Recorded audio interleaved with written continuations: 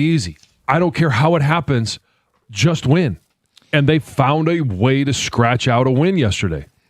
5 under 500. This is as close as they've been to 500 since May 15th. Mm-hmm. So they've erased half of May. And I don't think it's realistic that they release that they erase all of May up to the trade deadline. I do think that they get a little bit closer. You got 6 more games on this homestand. Royals, and then how about the Orioles series that's coming up? Monday, Tuesday, Wednesday next week. Skubal gets the ball on that Wednesday. Maybe his last start as a Tiger at Comerica Park, although I don't know. I mean, that's the most honest thing we can say. I don't know. Yeah.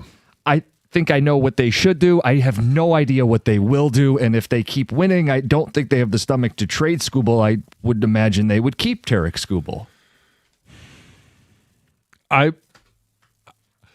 go back and forth for all the reasons why they should. And if you just take away what they're doing right now, all logic says you sell Skubal. Mm-hmm. Yet logic doesn't always play a part in the emotions of sport. You're supposed to be removed. You mentioned it, two levels removed as a president of baseball operations, general manager, decision maker, whoever you want to label them as. And emotion shouldn't play a part of it. It does certainly for us as fans.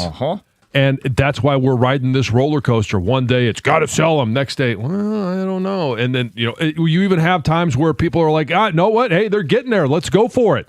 Tom, you were just at Cedar Point. What ride does this season resemble to you? Oh, Blue Streak. Because it is a roller coaster. It's not tall enough for the way this thing's been. The 6 and 22 is worth the...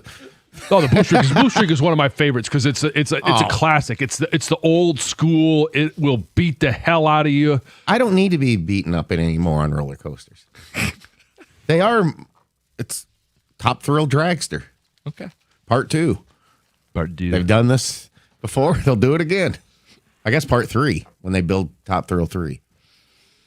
It's unbelievable what they've done back and forth. Mm-hmm. It's like I go to last night, and I know I dogged them yesterday a little bit, or a couple days ago for their, especially the win last Friday against the Angels, where How You Leave won it late. Mm-hmm. It's like their wins, most of them except for Wednesday night, since the All-Star break, have been complete and total grinds. Mm-hmm. Mm-hmm.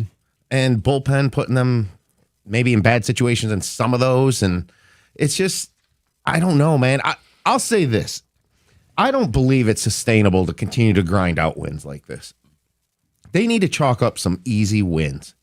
Their offense needs to get its act together and get a few blowouts this weekend. Yeah, because you get Kansas City for 3, and they are in a bad spot, right? They're beat up. They're a bad team. You should be able to take 3 of 4, or I'm saying take 4 of 4. Yeah. Baltimore looms. They're going to play Atlanta this weekend. They're a couple games up on Detroit, and then you get the head-to-head to start next week. And then is it the A's are the only other series between now and the deadline? Yes. Yeah. And 9 games? And did this when we were talking about the Cubs because we had, we felt like we had the pitching advantage. Now, you won that series, and one of them I didn't think you were going to lose the way you did was the Framber Valdez start, middle of the 3. But now you've got Tarik Skubal taking the mound tonight. You've got Casey Mize tomorrow.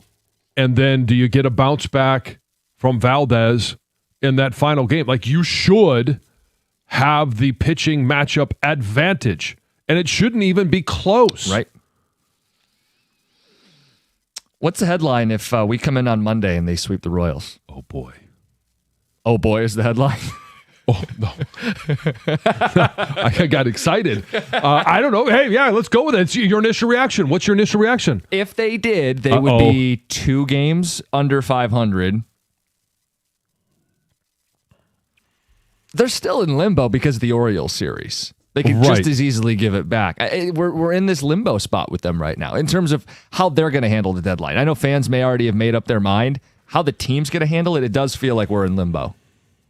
And part of that roller coaster is I hate to think that the decision is going to come down to a 15-game stretch. Right. Hey, if we sweep the Royals, we're buying. What that shouldn't be the barometer. No. Yeah. And not even if you win the series against Baltimore, okay, I know they're in front of you, but it's not like you're beating an above 500 team. They're 3 under 500 as well. Yeah, you could still be out of the playoffs with a losing record at the end of it.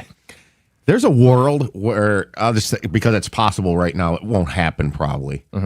But if they ran the table on this homestand, Scooble would start that Wednesday on the last home game of the homestand and put them 1 game over 500, leaving town for Oakland as the deadline looms. Your move, Scott Harris. Right? I mean, that's kind of what that message would be. Yeah. We did our part, your move. You want to live in that world? Look, I want to Why live in the not? world Yeah. of interesting. I do. I want to live with more wins. It's interesting. I want to live with more wins than losses. I think that's also a world where, if we've said this, if they're not selling, Bye. you have a winning record, you have the conviction that this is who you were meant to be, buy. Yeah, and it's you use this term more frequently than I do. You can't be half wet. You're either, hey, you dive head first into the deep end of the pool, which it felt like you were doing before the season with the payroll, and all of those different things that we had talked about, and it has been a long, arduous, grinding road to get here. And it still feels like a mountain that is almost impassable. Text all caps. Enough with Scooble. Trade him no matter what. Text continues. I don't care if you're over 500 at the deadline. Get what you can because he ain't coming back. Okay, we all agree. I think it's unanimous, other than a few people that every once in a while text in. It's unanimous. Scooble will not be here next year. And if you're just simply looking at that as the reason, like you should just trade no matter what, no one's going to convince you otherwise. My position is clear on this. I'm excited when they win, and maybe the show sounds different after wins. I think it should sound different after wins. I don't think they're a World Series contender. I'm still not sold they're even a playoff team. I'm trading Tarek Scooble as we sit today. I think it's the right, mature decision for the organization. I think you should. Yes. At the same time, I'd like to trade him and still make the playoffs. I still root for my team and want them to win every baseball game. Mm-hmm. So I'm not going to sit there and grumble because they won last night because now it's murky and they could screw it up. Like, they could do both. Here's the argument to keep them. It's the American League. If you got into the playoffs... Yeah, the American League features better teams than us. With him and this rotation right in the playoffs, who do you fear going against in a series? I don't think we're beating the Yankees in a 7-game series. Really? I think they got a better... Judge went on the 60-day IL. Is he done for the season? Not yet. Okay. But, so hey, it's going farther than they thought it would. Well, yeah, but then you're also counting on Judge in the postseason? He'll get you to a World Series. We've seen that. But like even their rotation, I think, stacks up with ours. Right? True. Yeah, with the lefties, too. Yeah, with lefties, which kill us. Our lack of right-handed premium then bats. Go buy yourself a right-handed bat. There you go, John.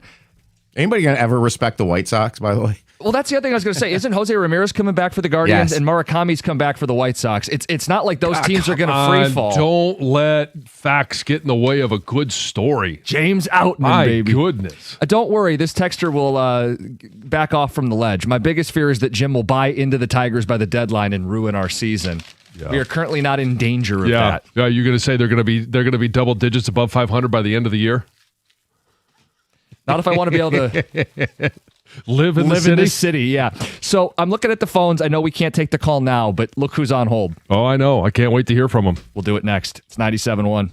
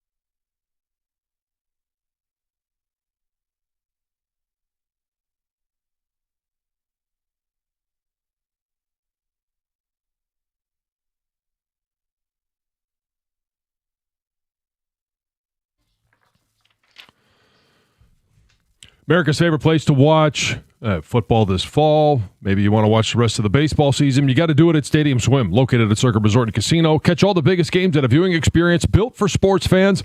You can chill in one of the 6 pools on 3 different levels for a perfect view of their massive 40-foot tall high-definition screen located at Circa Resort and Casino in downtown Las Vegas, and it's right there on Fremont Street. Stadium Swim. Book your spot today at circalasvegas.com.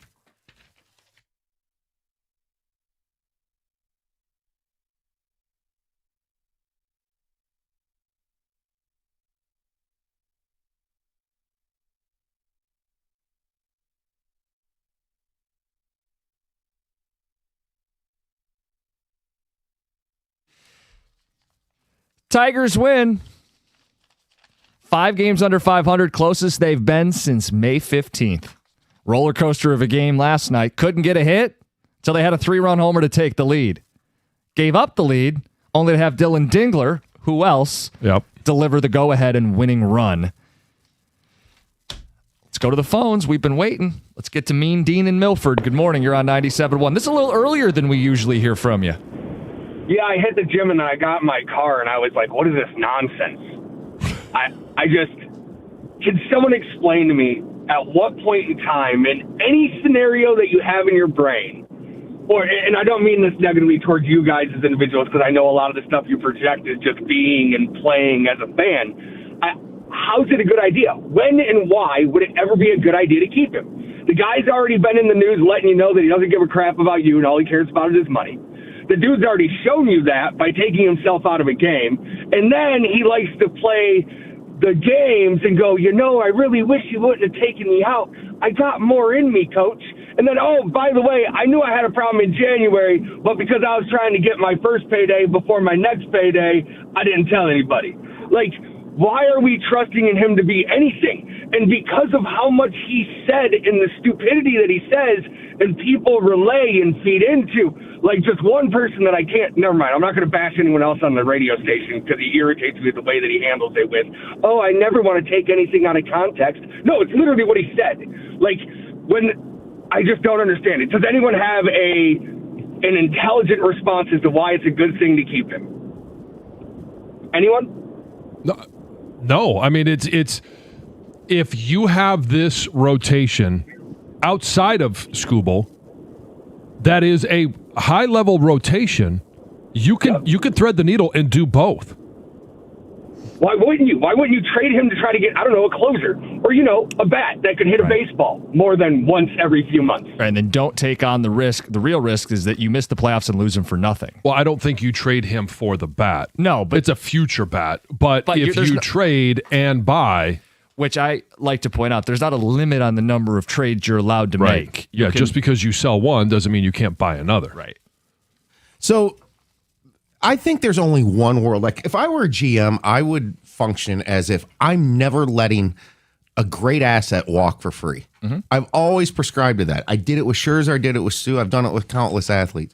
I think there's only one world where you do that, and it's where a commodity like this is at the very end of their career, and you're a contender. If Skubal were 37, I'd keep him. And they were 10 games over 500. Yeah, maybe even less than that if they were 500, in this American League.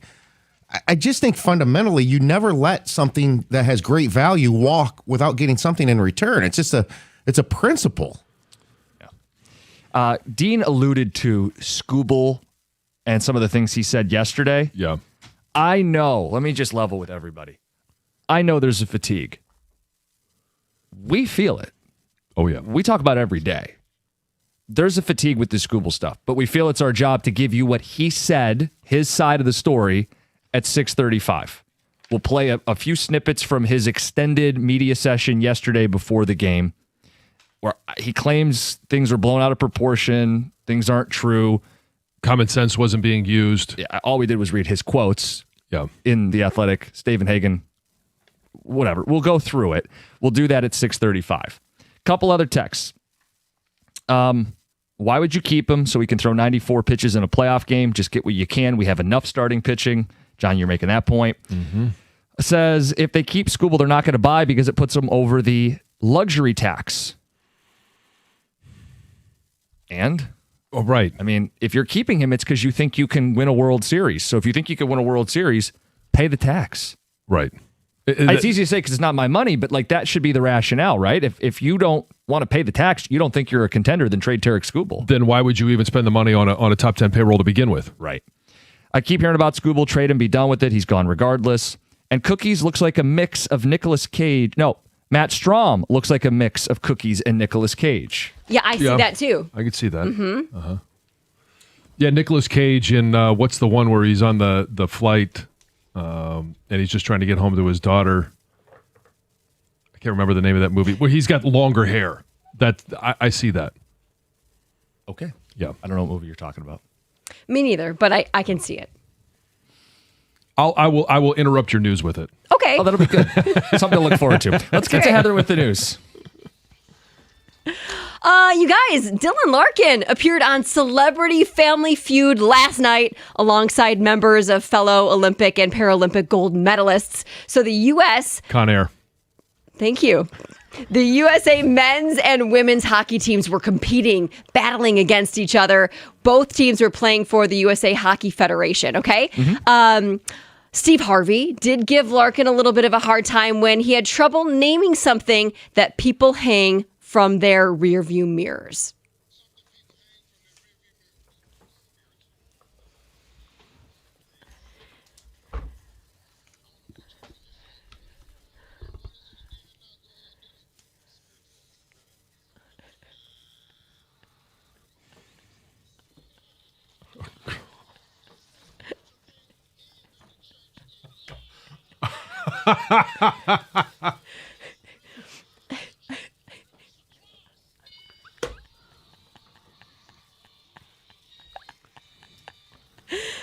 Gosh, when he said ribbon and all that stuff, I thought he was going to say like a dream catcher. Right. I don't know what then a he cross, was. like that was all the lead up to a cross? Was he trying to say like a rosary? Like where was he? What was he thinking of? Well, who knows what he was thinking of? Who knows what Dylan But Larkin's the thinking? girls came back and got cross and it was on the board. Anyway, overall though, the men's team defeated the women's team in a sudden death round. They won $25,000 for the Federation after scoring over 200 points in the fast money round. So The dudes won? They didn't blow it in overtime? Come on. When was this recorded? Not in March. No. you guys, more than 7,600 people in Michigan have been diagnosed with the cyclosporiasis. As of Thursday morning, there were 7,664 confirmed cases and 160 hospitalizations. One of those in the hospital is a Southfield resident, Ella Sloan Jones. She's been in the hospital for over 2 weeks.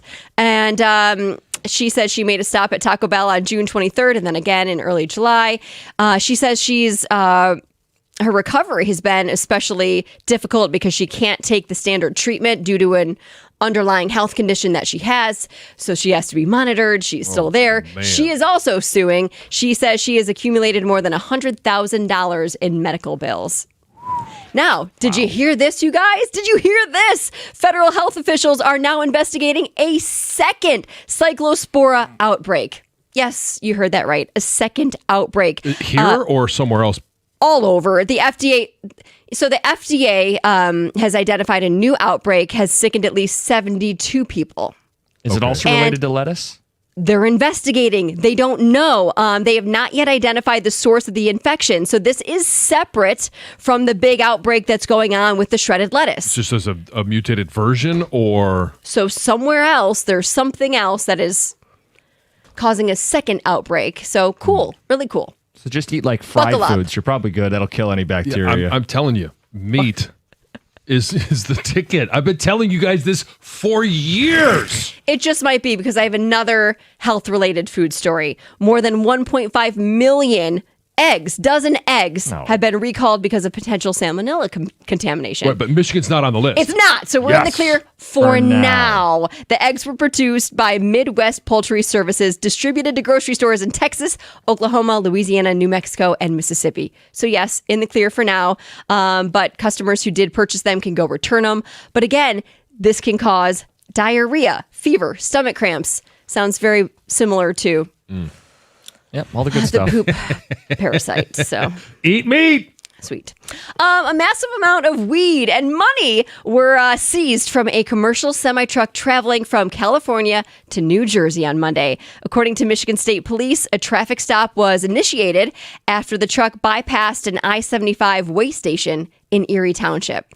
So the driver consented to the search of the truck after officers say they observed several indicators of possible criminal activity. Didn't go into those details, but while they were searching, they found a large amount of U.S. currency in vacuum-sealed bags. And after a bigger inspection, they found a total of 97 kilograms of processed marijuana and $346,000 in cash, all of it vacuum-sealed. The driver was arrested, taken to the Monroe County Jail, pending a review. Everything remains under investigation. Now, if you've got that in your vehicle, and they pull you over and you consent to do you just say, can I sit in the back seat? I'll just go there now. I'm just not going to resist. I'll go over there. Yeah, You might open up the door for me. Can you lift the windows down because this may take a little time? You got me. Yeah. Busted.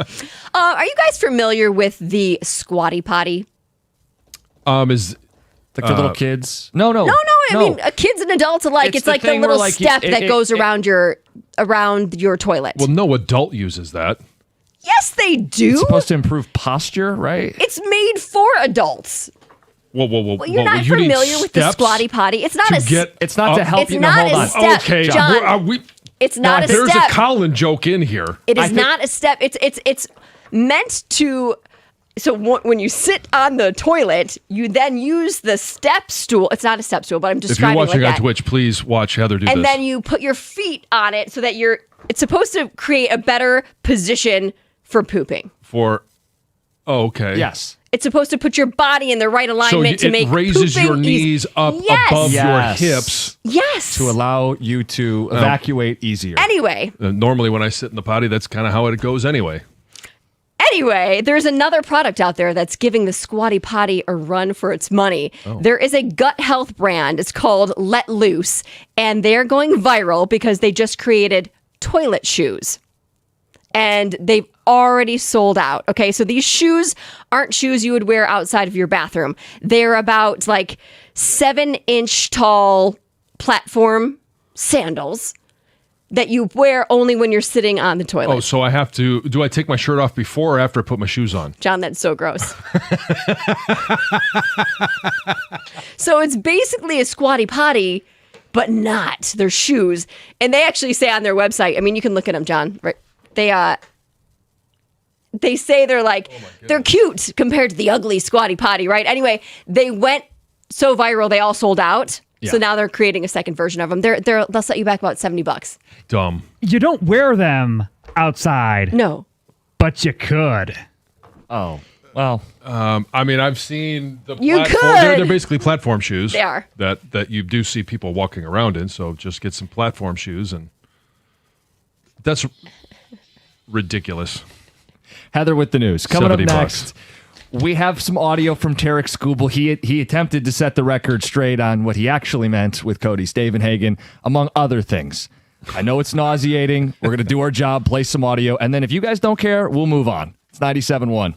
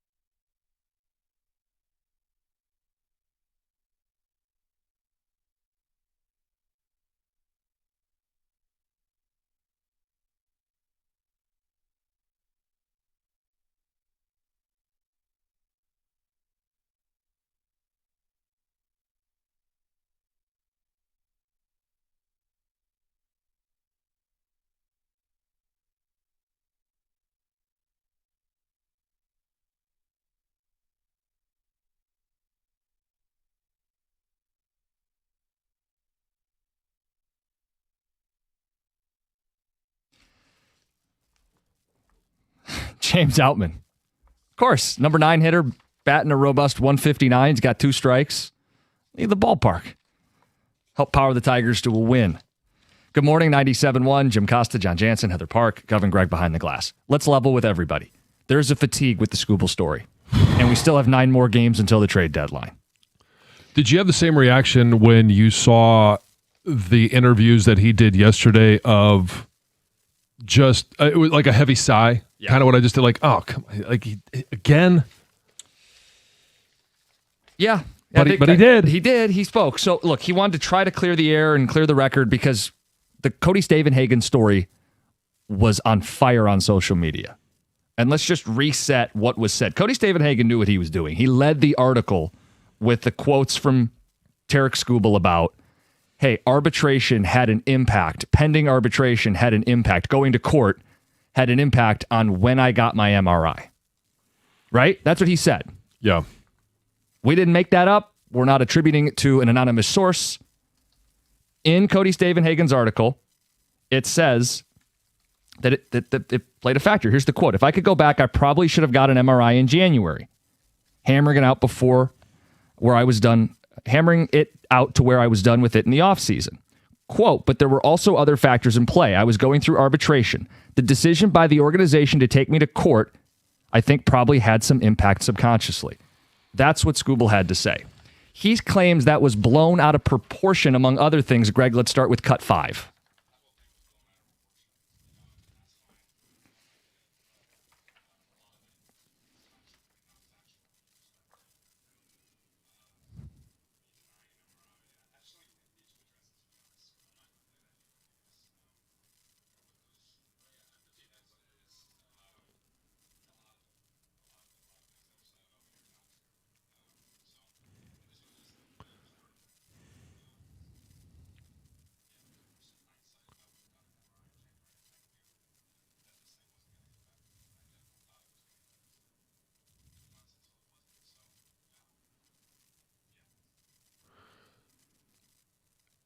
Did somebody put the music bed underneath that? No, they were in the clubhouse. Someone said there'd be days like this. Anyone else hear that? That's funny to me. If he wants to say it's blown out of proportion, fine. We're going off the facts that you gave us. But to say it's not true, you're the source. He did drop those people in there. Yeah. Not necessarily you, but those people. Can I say, too, I was a little disappointed. Like, Cody Stavenhagen writes kind of a follow-up to this and says, well, this got a lot of attention on social media and sports talk radio. Cody, it's your article. You're not denying the quote's accuracy. You led your article with the quotes. Yeah. Don't blame the fans on social media or talking heads for discussing what you are claiming and standing by are accurate quotes where the player said, pending arbitration going to court was an impact on whether or not I got the MRI. Nobody's putting words in Tarik Skubal's mouth. Nobody is claiming things that are false. Even he didn't deny that. I'm a little confused by his response. So let's take a think about, let's look at the possibilities. All right. And I know we'll hear cut 6 in a minute because he talks about we. Actually, let's hear it now.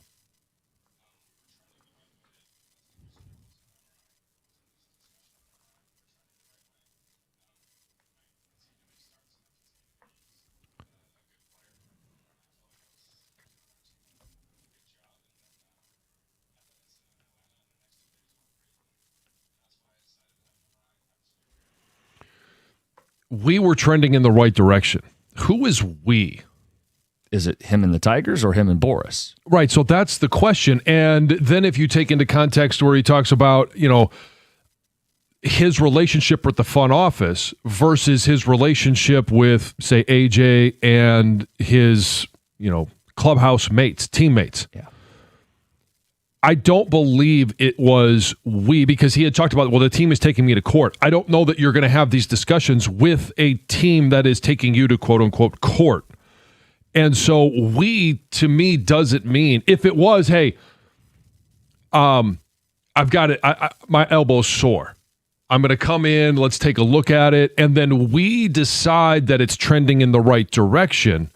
But I don't believe that's the we he's talking about. The we he is talking about is him, Scott Boras, and whoever other doctors they're talking to that say, yeah, we're trending in the right direction. You're fine. There's no need for an MRI. He also doesn't have to have all this coming out. He's really, and we've said this going back to even the World Baseball Classic where it felt like that was a bit of a PR disaster. He's done himself very few favors with public comments.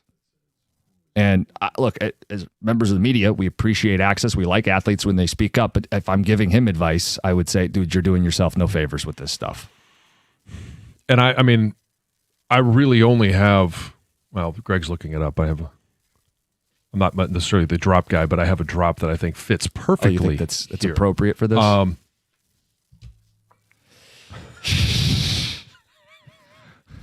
And I think that's part of when he's trying to clarify it. Like, he's not saying, I felt like it was trending in the right direction. He said the words, we were trending in the right direction. So he is conversing with someone.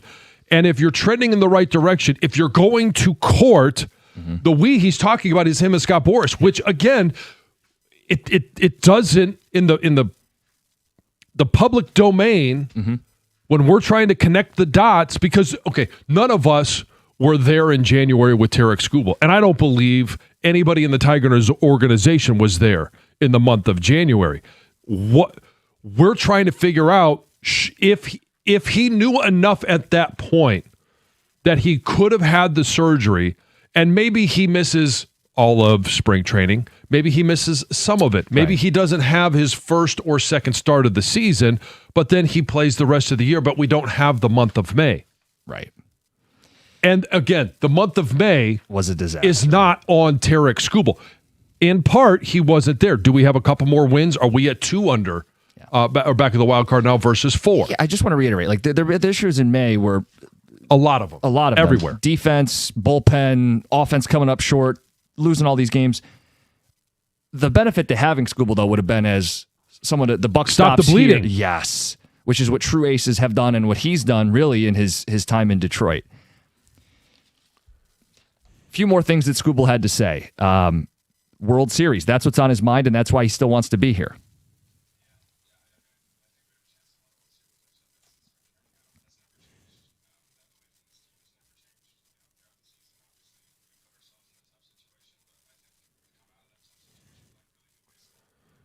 And then he was asked about the goal of winning a World Series. I think it's Wojo who asks, wouldn't you have a better chance to win a World Series if you were on a contender, if you were traded? And this is what Skubal had to say.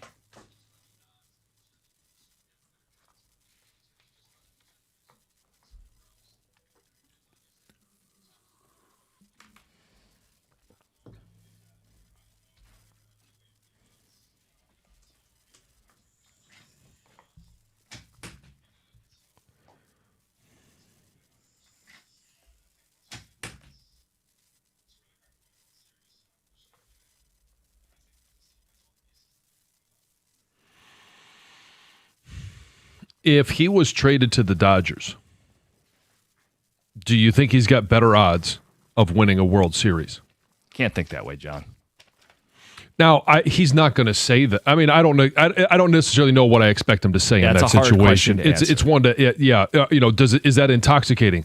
Well, if I'm sitting there thinking about being a Los Angeles Dodger and winning a World Series in LA, that's more blowback that we would have for that answer than what he actually said. Yeah, it's not necessarily it's a fair question, and I think he did a fine job of answering that one. Yeah, it's easier when we can sit here and go, okay, well, here's how I would actually answer it better. Because I mean, you could say, I just can't put myself in that headspace. No, and he's not wrong in saying, you just got to get in. Yeah.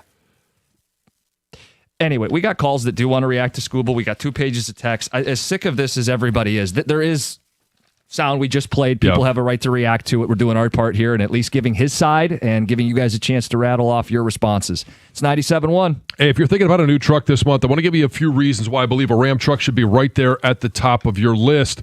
Ram truck lease deals at every Metro Detroit Ram dealer are phenomenal right now. I've seen the Ram side by side with other trucks, and that's the one I'm driving right now. For power, there's really no comparison. You could choose from Ram's legendary 5.7 Hemi V8, or they've got two more options. The 420 horsepower Hurricane engine, it's the one I chose. They also have a high output 540 horsepower Hurricane. And for the competition, let me ask you a question. Why would you trust any full-size pickup at any price with only a 4-cylinder engine? It's not going to do what you actually want it to do. Plus, the full-size Ram 1500 is built right here in Sterling Heights. Ram's got a 5-link coil suspension. All it's going to take is one test drive. You're going to feel how much smoother a Ram is. And for comfort, all you really got to do is go sit in a Ram, and I promise you're going to feel the difference. Right now, lease payments on a new Ram truck at every Metro Detroit Ram dealer are exceptional. So are there financing offers for well-qualified buyers. Pull into your Metro Detroit Ram dealer today and tell them I sent you.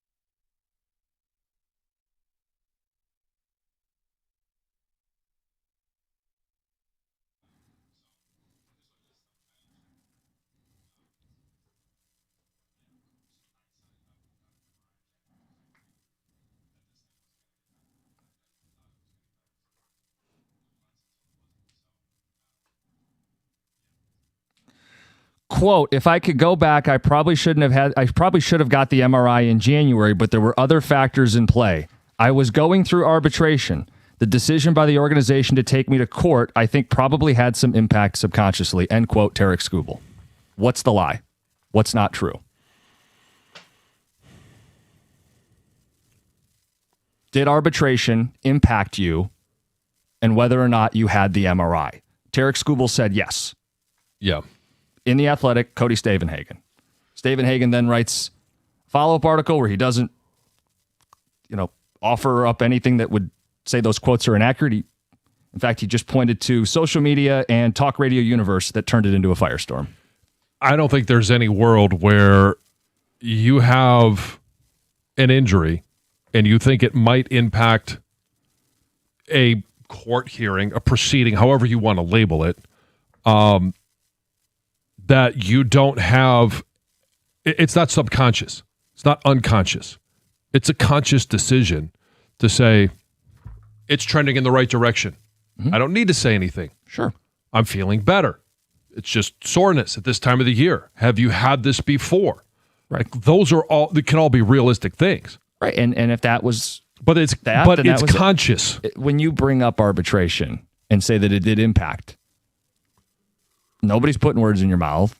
Nobody's making up falsehoods, slandering your name, using anonymous sources. It's what you said to Cody Stavenhagen. So yeah, got talked about on the radio. Fans tweeted about it. Fans shared it and texted their friends about it. They don't like you. I can't control that. It's your words. Yeah. Let's get to the phones. Tony in Ferndale, you're on 97.1. Hey, morning. Thanks for taking the call on the Matt Strom and John Jansen morning show. Appreciate it, guys. Thanks, Tony. Sorry I had to do that to you last night, Jim. Oh, that was you. Yeah, that was me. Well done. Well done, Tony. Thank you. Hey, just this Skubal stuff. Look, I mean, we can't get upset for you guys in media talking about it, right? I mean, what else is there to talk about? But I think everyone, I'll speak for myself and at least the people I talk with, the fans I talk with, it's just like, man, we are just sick of him dragging this out. Whatever happens in 9 days when this is all over, whether he's gone, whether he's with us, I think someone in the Tigers needs to come out and say, I'm done talking about Tarek Skubal. There is no more Tarek Skubal talk. We're going to go win a World Series or we're going to get a good draft pick. Like there needs to be some declaration of this chapter closing. It is just absolutely exhausting to hear him talk about it like this. And just it's stringing us along as fans. We don't know whether to like him. We don't know whether to get upset with them. It's just like, man, go out there, pitch your heart out, win us some games, and if you go, you go. I'm on the board to trade the guy, but I love his game, obviously. I mean, who doesn't? But, right. I mean, with the situation itself, you got to get rid of him, man. You got to get something for him. Well, Tony, the chapter will close on August 3rd. I mean, right. There is an end date to this. Now, if he's still here, it's the chapter on this part of the saga, and then it becomes, all right, hey, now let's, if you believe that this is a team that go win a World Series, then go do it. Right. If he's still here. If not, then we're looking at the prospects that we get in return, and we still have the idea of, well, if you're on this run, let's keep it going. Yeah, still run this rotation and see if you can go for it. Yeah, you either got to see it through and go for it all, or say, hey, time to cash the chips in and get what we can for them. But either way, the 9 days, August 3rd, the date you said, John, this has got to be over. We got to stop talking about this stuff and either go win a World Series or on to chapter 2, whatever you want to call it. The story fundamentally has to change and will change on August 3rd. We can't talk about trading a guy when the deadline's over. It'll be either we did or we didn't. No more hypotheticals and who said and he said, she said. Let's get to Duke. You're on 97.1. Hi, guys. Good morning. Here I go again. I'm on the other side of the spectrum. I see how hard it is to find a pitching staff like we have. And I hear you all talking about the Skubal and Mize. If we trade those two off, I heard you just say that if we had Skubal in May, that he could have stopped the bleeding or stopped the slide that we had in May. I feel like we have no chance at all if we trade. And as a GM, I'm invested in my team's morale for this year. Yes, I care about future, but my most important is to think about the morale of this year. So as soon as we trade that guy and we go in the tank and everybody's slumping around the clubhouse because we just traded our ace, I feel like, and now Framber is our ace. No, I don't get it. I'm with, if you're wearing a Detroit uniform, and this is any sport, I'm with you 100%. And you're going out there and giving your all, I'm with you. And you winning ball games. He's not slumping around. I wish we could trade Framber for a bag of chips and a prospect. So I'm all about going for it this year. We're in the middle of a season. We're like 2 or 3 games from jumping 2 or 3 teams in the wild card. So, and we're playing great baseball. I'm invested. The whole fan base is invested again. I just don't understand the whole hate for Skubal. I get what's going on in the media, but I just don't get it all. He's a Tiger. He says he wants to be a Tiger.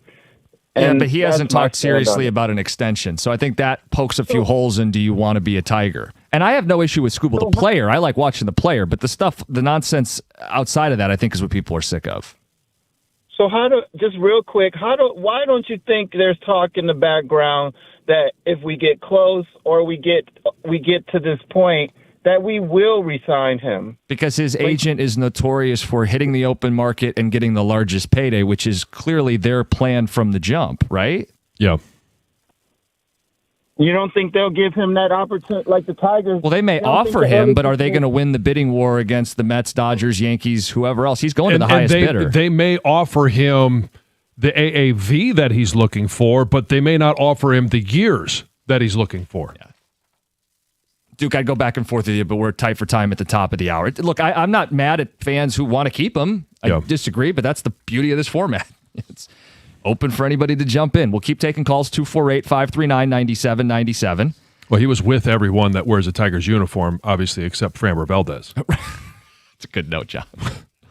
Except him, get a bag of chips and a prospect. If you wear a Tigers uniform, I'm with you. ... But not you. 97.1.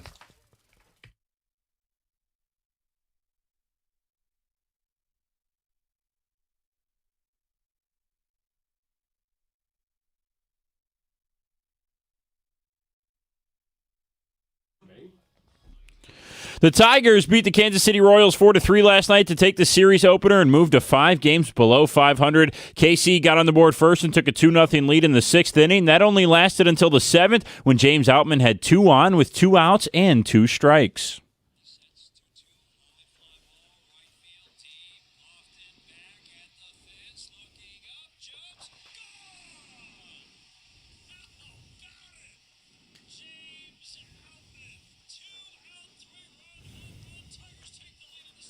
That was Outman's 4th homer of the year to give the Tigers a 3-2 lead. The Royals quickly tied the game the next half inning, but Dylan Dingler came through with a clutch RBI again in the 8th. His 2-out double plated Hao-Yu Lee and lifted Detroit to its 49th win of the year. Game 2 of the series is at 6:40 tonight, and it will be another Skubal start. Tarek spoke to the media yesterday before the game about the trade deadline and his comments about his elbow injury that were revealed this week. Take a listen.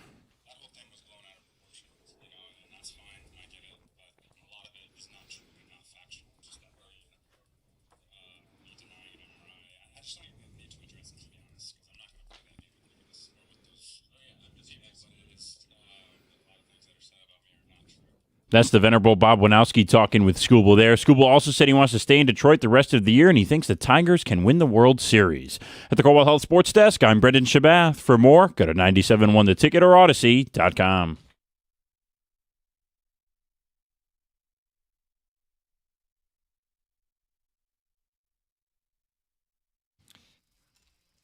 Let me hit a couple of these because we're getting the text. Yeah. We know the fatigue. We feel it. We talk about it. We get sick of talking about it. But spoke yesterday. He spoke yesterday, and it's the biggest news in Detroit right now. As Doug tells us, it's the biggest news in baseball, and it just so happens to be happening in our backyard. When a player comes out and wants to clear the air, we also feel it's right to play that for you guys, right? I mean, let you judge for yourself. We'll put our own perspectives and opinions out there, but we play what he said for you guys to hear it and do with it what you will. When he says it's blown out of proportion, it's a matter of opinion. He may believe that, might think this whole spectacle is a bit much. But when he says it's not true and it's words he said in The Athletic, I have a hard time understanding where he's coming from. And then when he scoots away from the table and says, I'm not doing this, well, then if you don't provide the additional clarity, Scooble, the quote is, arbitration had an impact on whether or not you got the MRI. If that's false, if Stavenhagen misquoted you, throw Stavenhagen under the bus. If he put it out of he led his article with it. He knew what he was doing. It got all kinds of fodder on talk radio and social media and got fans talking. If you feel like Stavenhagen was a sensationalizing, you know what, say it. Or, hey, that quote doesn't sound good and you're not happy about it. Too bad. That's the quote. I mean, I don't know what we're doing here. This dance of it's not true. Why isn't it true? Because Stavenhagen effed up or what? Like, how is it not true? Right. And for Cody, I've interacted with him quite a bit in the past. I like him. He used to come on our show in Grand Rapids. He's good. do too. And he's really good. And a lot, not everyone, a lot of the classy, good reporters, after they write their story, they're not going to share the story with you, but they will call you and say, is there anything you want to clarify? Of course. And they will also do that with agent. Hey, here's what's coming out. Is there anything you want to clarify? Not that you're going to change any of the facts, but hey, I want to make sure I have. I actually think Cody's good at his job. Yeah. I don't think Cody made up a Scooble quote. I'm actually on his side here. He wrote it. He led with it. He knew it was going to be a matter of discussion, and then it was. Let's get to Chris and Fenton. Chris, you're on 97.1. Hey, how you doing this morning? Good morning. Hey, let's get rid of him. He's got to go. This is just weighing on the team a lot and the fans. It's all very convenient. I mean, he started having this sore elbow in January, didn't tell anybody, goes to the World Baseball Classic, pitches one game, says he can't pitch anymore. His elbow was probably bothering him then. That's why he didn't pitch anymore in the World Baseball Classic. He doesn't want to stay in Detroit. He doesn't want to be uprooted in the middle of the season. That's why he doesn't. That's why he's saying he wants to stay in Detroit. So let's see what we can get for him. I say trade him and still buy if we keep trending in the right direction. Let's pick up a bat. Let's do something, a little bullpen help. Let's get what we can for him, and let's push on. Yeah, I think that's a great way, Chris, to address our last caller who said, what does it do to morale? Well, you're allowed. There's not a limit on trades. You can still give a team the shot in the arm if you want to go that route. 100%, because I think our starting pitching staff is more than capable of getting us to a point. I don't think this is a World Series team, but I think there's enough there to get us to a certain point, to give us a. And even if we keep him, I don't think he's going to get us over the. We're just not a World Series team. I mean, anything can happen, but he's just weighing us down. He's weighing the fans on, and like I said, he just doesn't want to be uprooted in the middle of a season and have to move. That's why he's saying he wants to stay in Detroit. Like you said, there's no talk of extension.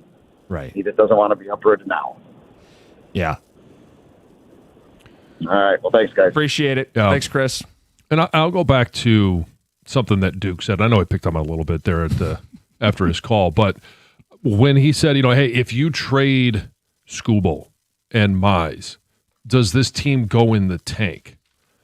And I would say, well, is that part of the reason why in May they had the May they did? And there was a lot of things that were going on. It's not all on Scooble, but did they go in the tank because their leader, their star, their guy that was the two-time Cy Young Award winner, they didn't know when he first was put on the injured list that he was going to be back in 5 or 6 weeks. It was 2 to 3 months. Yeah. And did they go in the tank at that point? Could that have been prevented if he had just taken care of business in January? Right. Okay, we talk about the ifs for the Lions. We talk about the ifs or here, if this, if that. That's an if.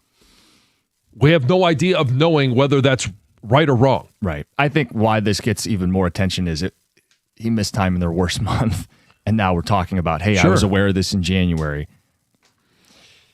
Scooble and Boris are glued at the hip. That's who the we is, John. Texter says, send them both packing. Deny, deny, deny. Dude, it came from your mouth. How can you say it's not true?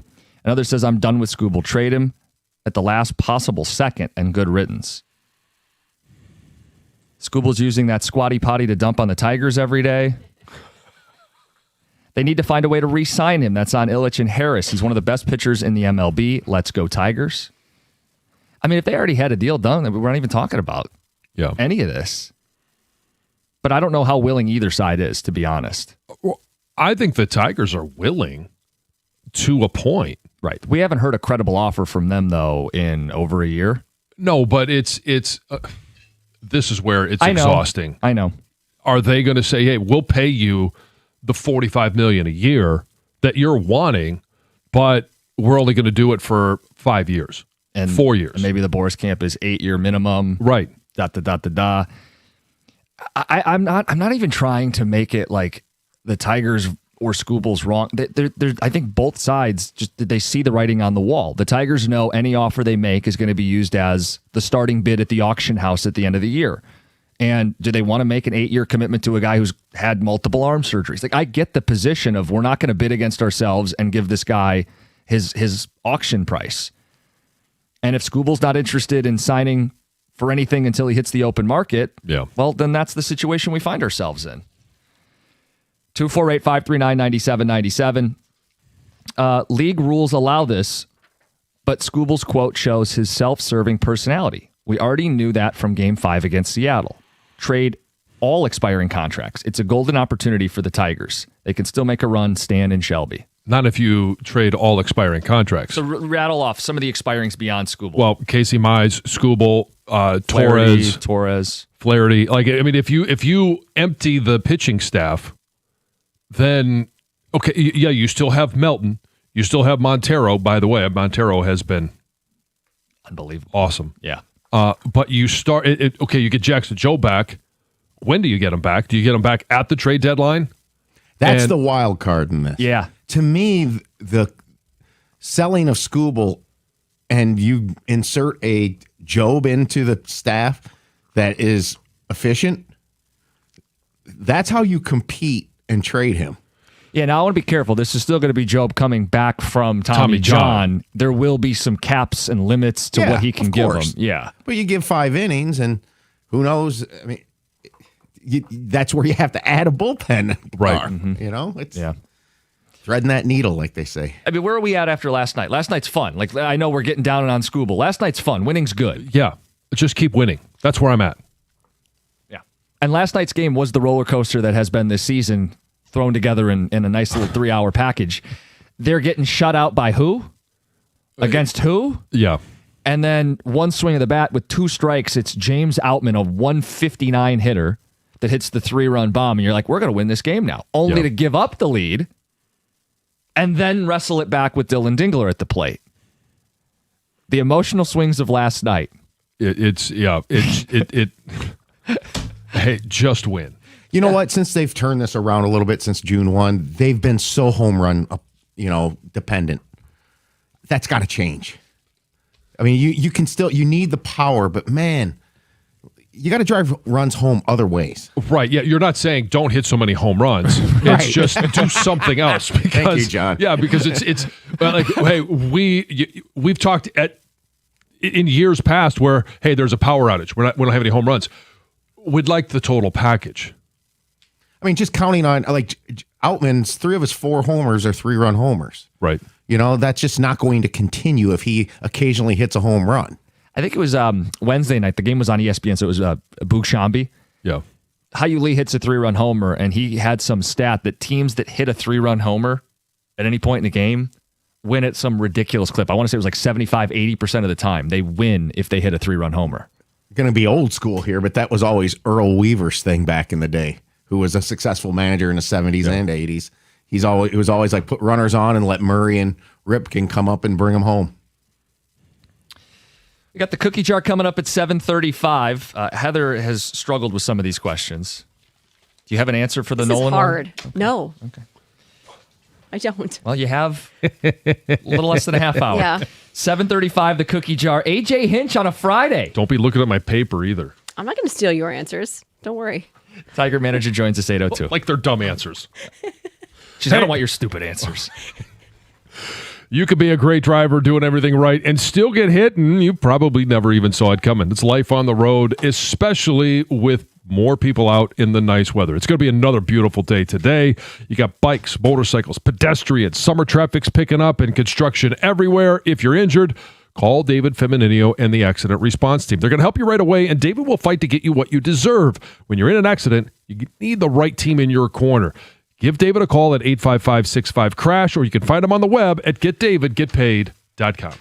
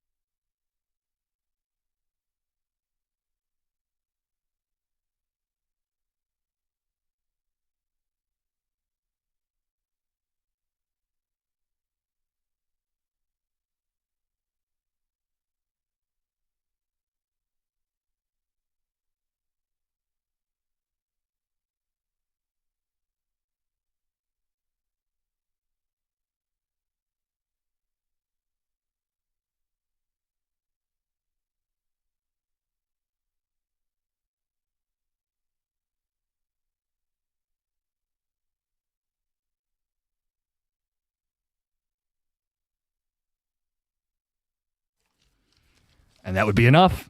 Tigers win, beat the Royals, part of a 4-game series with Kansas City, part of a 7-game homestand. Orioles series going to be big next week, Monday, Tuesday, Wednesday. Tiger manager A.J. Hinch joins us 8:02, under an hour. And we have Cookie Jar, 7:35. Also, Dylan Larkin was on Family Feud last night. Anybody watch it? I didn't know he was going to be on. It was not well publicized. No, it wasn't. Tom had put it in his email, and I go, well, I'll record it in case he says something. Yeah. Family Feud is it's not one that I watch all the time, but when you see the replays and it's like half hour after half hour after half hour, I can't turn it off. Right. Steve Harvey does a great job. He's hilarious, and the answers are sometimes my humor. So I know Heather has got a little more of that in the news and some more of Larkin. Apparently he botched one of the answers in a funny way. We can get to that. But with the Tigers, wrapping up our conversation with them, they are 9 games away from the trade deadline. And I don't know what they're going to do. I have my opinions of what I'd like them to do. John, you've shared many of yours. We've had this discussion. It's been very ongoing. I don't know what they are planning on doing. Does it feel like they are in limbo right now? Yes, very much so. Yeah. And I mean, 6 weeks ago, this would have been an easy decision. The team was making the decision. And to their credit, they've made the decision much harder. Yep. And for those that are just, hey, it's black and white thinking. It's very cut and dried. If you don't believe that this is a team that can win a Super Bowl, or Super Bowl. I don't think they can win a Super Bowl. It'd be tough. It'd be the first Super Bowl here in Detroit. If they cannot win Tigers a World Series, then then its logic says you trade him. Right. And I think we got the call, was it Duke? There's a natural fan reaction of, I don't like throwing in the towel. And he brought up morale in the clubhouse if you were to sell. Nobody wants to throw in the towel. But you could make the case if they traded Tarik Skubal, and I still think it's an if. We've talked about it. I think they would much rather keep him and are trying to win every game to justify keeping him. But if they were to trade him, didn't A.J. Hinch lead a clubhouse that sold and made the playoffs in 2024? Did they mope and sulk in August of 2024? No, give the guy some credit. If they do trade Tarik Skubal, give the guys credit in the clubhouse. And give this rotation credit that they still have enough starting pitching in that world to hang in the fight in the wild card if they so choose. Right? Yeah. I mean, you don't have to deal with just one team. Mm-hmm. You can sell Tarik Skubal to whoever gives you the best return. And then you can even use that if you do it, a day or two ahead of time. You could use some of those prospects to flip them into somebody that can help you right now. Skubal pitches tonight, right? Yes. And he has another scheduled start at Comerica Park on Wednesday against the Orioles. And those are his last 2 starts before the trade deadline. Yes. And could be in a Tigers uniform. Yep.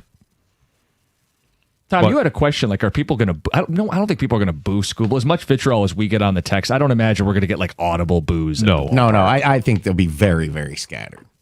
Yeah. And sometimes... The super hardcore fan that's just fed up. Yeah. That's obsessed with this every day like us. But I want to draw the line. I don't even think we're obsessed with it. Maybe it sounds that way to guys who hop in the car.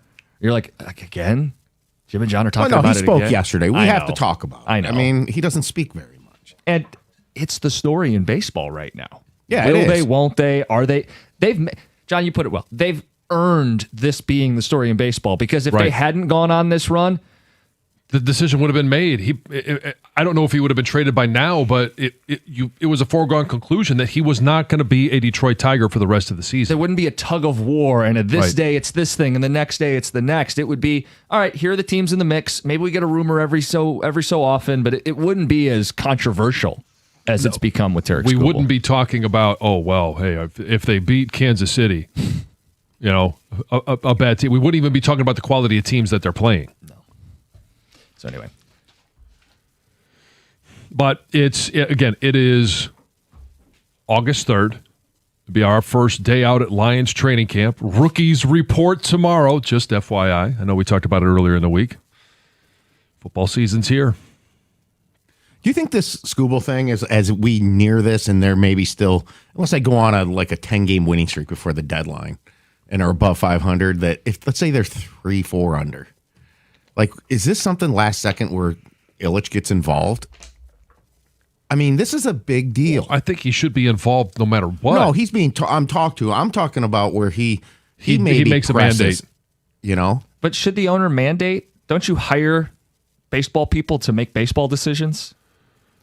I wouldn't be overruling or mandating the guy that I trust, that I'm employing, right, to make these decisions. Is, like I said, 2-3 games under 500 at that day, it's a really difficult decision to make. Mm-hmm.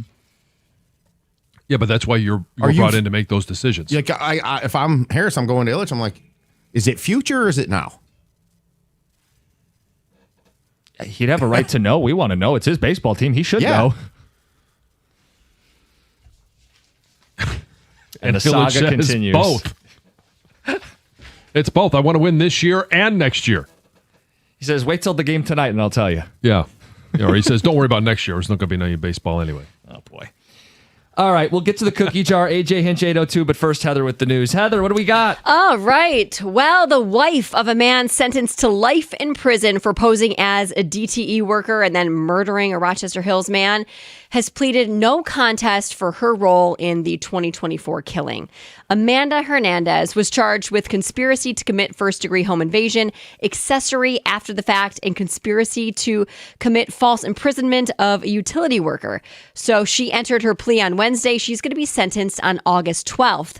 But she is accused of playing an active role in the planning and cover-up of the crime, even though she wasn't actually present at the time of the murder. But authorities say there's evidence. Texts between her and her husband showed that they discussed all the money they would get from the crime.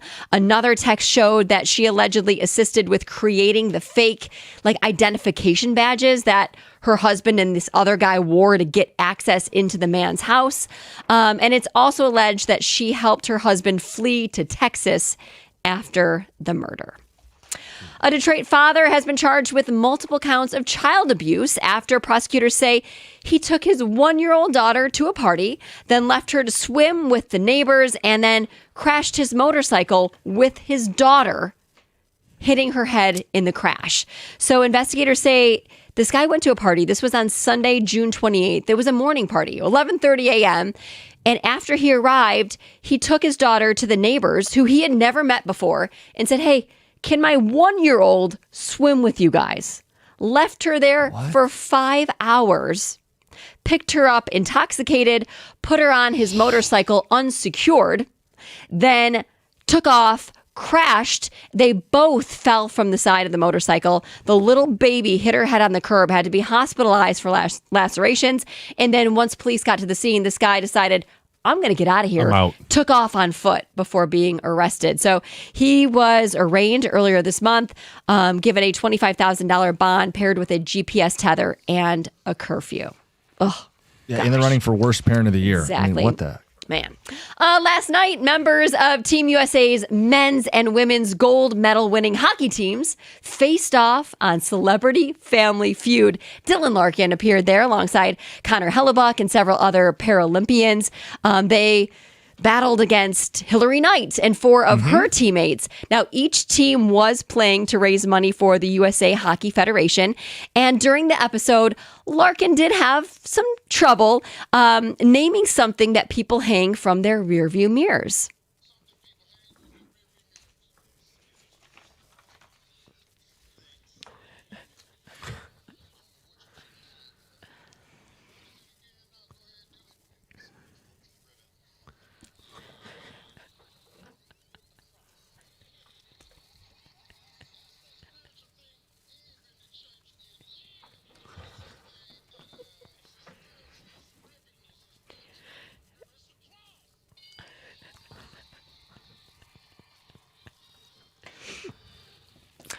So despite that blunder, the men's team did rally to defeat the women's team in a sudden death round. They won $25,000 for the really, charity. No doubt. So yeah, they made it close. So you're Try saying to keep them engaged. It went to the overtime? The final round? It went to the sudden death and then Sudden the death. fast money round, and they scored 200 more than 200 points. They so. couldn't win 5-on-5. Right.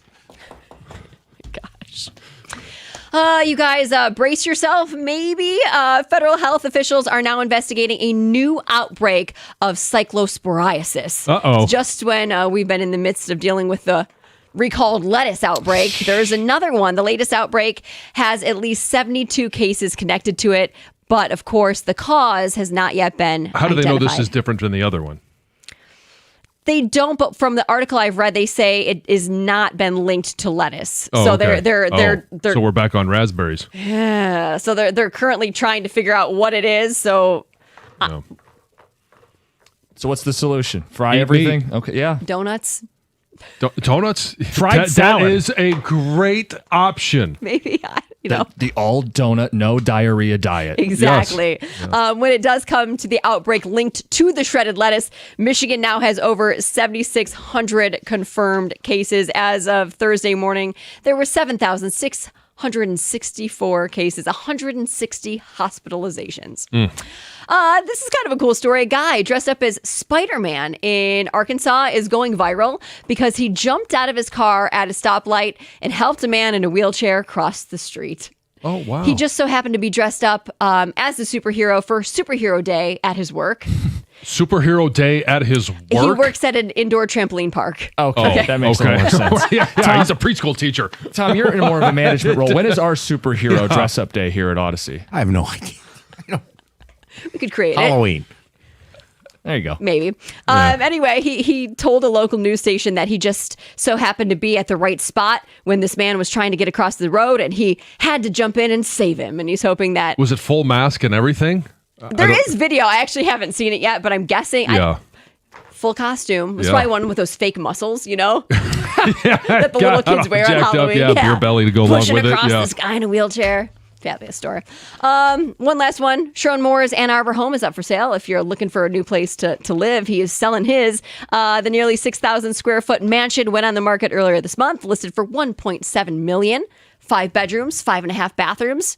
Sits on just more than half an acre of land. Chef's kitchen, pool, hot tub, And all the rooms have been christened. spa-like amenities. Any butter knives in that kitchen? Oh man. Anyway, that's Heather with the news. All right, cookie jars next, and I'm excited to hear some of your answers for this. Just to give people a teaser, I want to know the next movie Christopher Nolan should make. With Dylan Larkin on Family Feud, we'll talk game shows, and there's a Patrick Kane question that I floated on Twitter last night. People had so many fun answers. We'll do it next. It's Cookie Jar. It's 97.1. Hey, Detroit, Tigers baseball is in full swing, and there's nothing better than a warm night, a great game, and an ice cold Surfside. It's iced tea and vodka made with real brewed tea, super refreshing and perfect for the season. And as a proud partner of the Detroit Tigers, Surfside is right there with you all summer long. Plus, it's only 100 calories, just 2 grams of sugar, and 0 bubbles. So it's easy to sip all game long. The iced tea and lemonade variety packs are so good. Just look for Surfside Sunset Stripes. It's not a seltzer, it's Surfside. Must be 21. Please drink responsibly.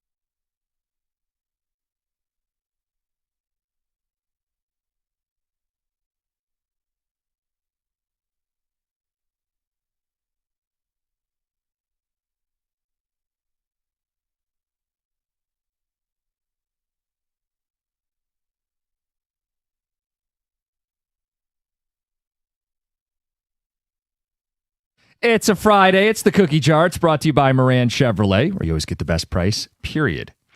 What's the next movie you want Christopher Nolan to make? This was a challenge because I had to go back and look at his, repertoire. Mm-hmm. And after looking at it, and I don't know if this necessarily fits, it kind of does.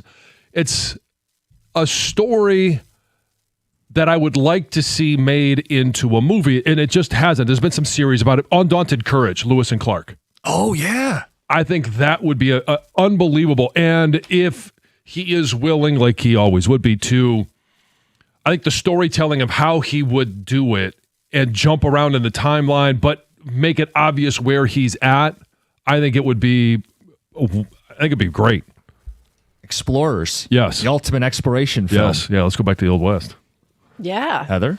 You guys, this is so hard for me to come up with a story. I mean, the movies that I'm into or the books that I like to read are like these thrillers, these like murder mysteries.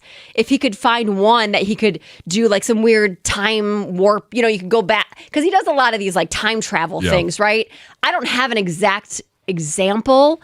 I'm trying to think of like a book I recently read, and there's one that I think is actually being turned into a movie, The Silent Patient. You haven't probably read it, but I think it's already being turned into a movie. Could be cool. Well, people are saying that he should do a horror movie because there are elements of it in this film, and he does mystery and thriller. He could do something I would like that. that. Okay. I'd be into that.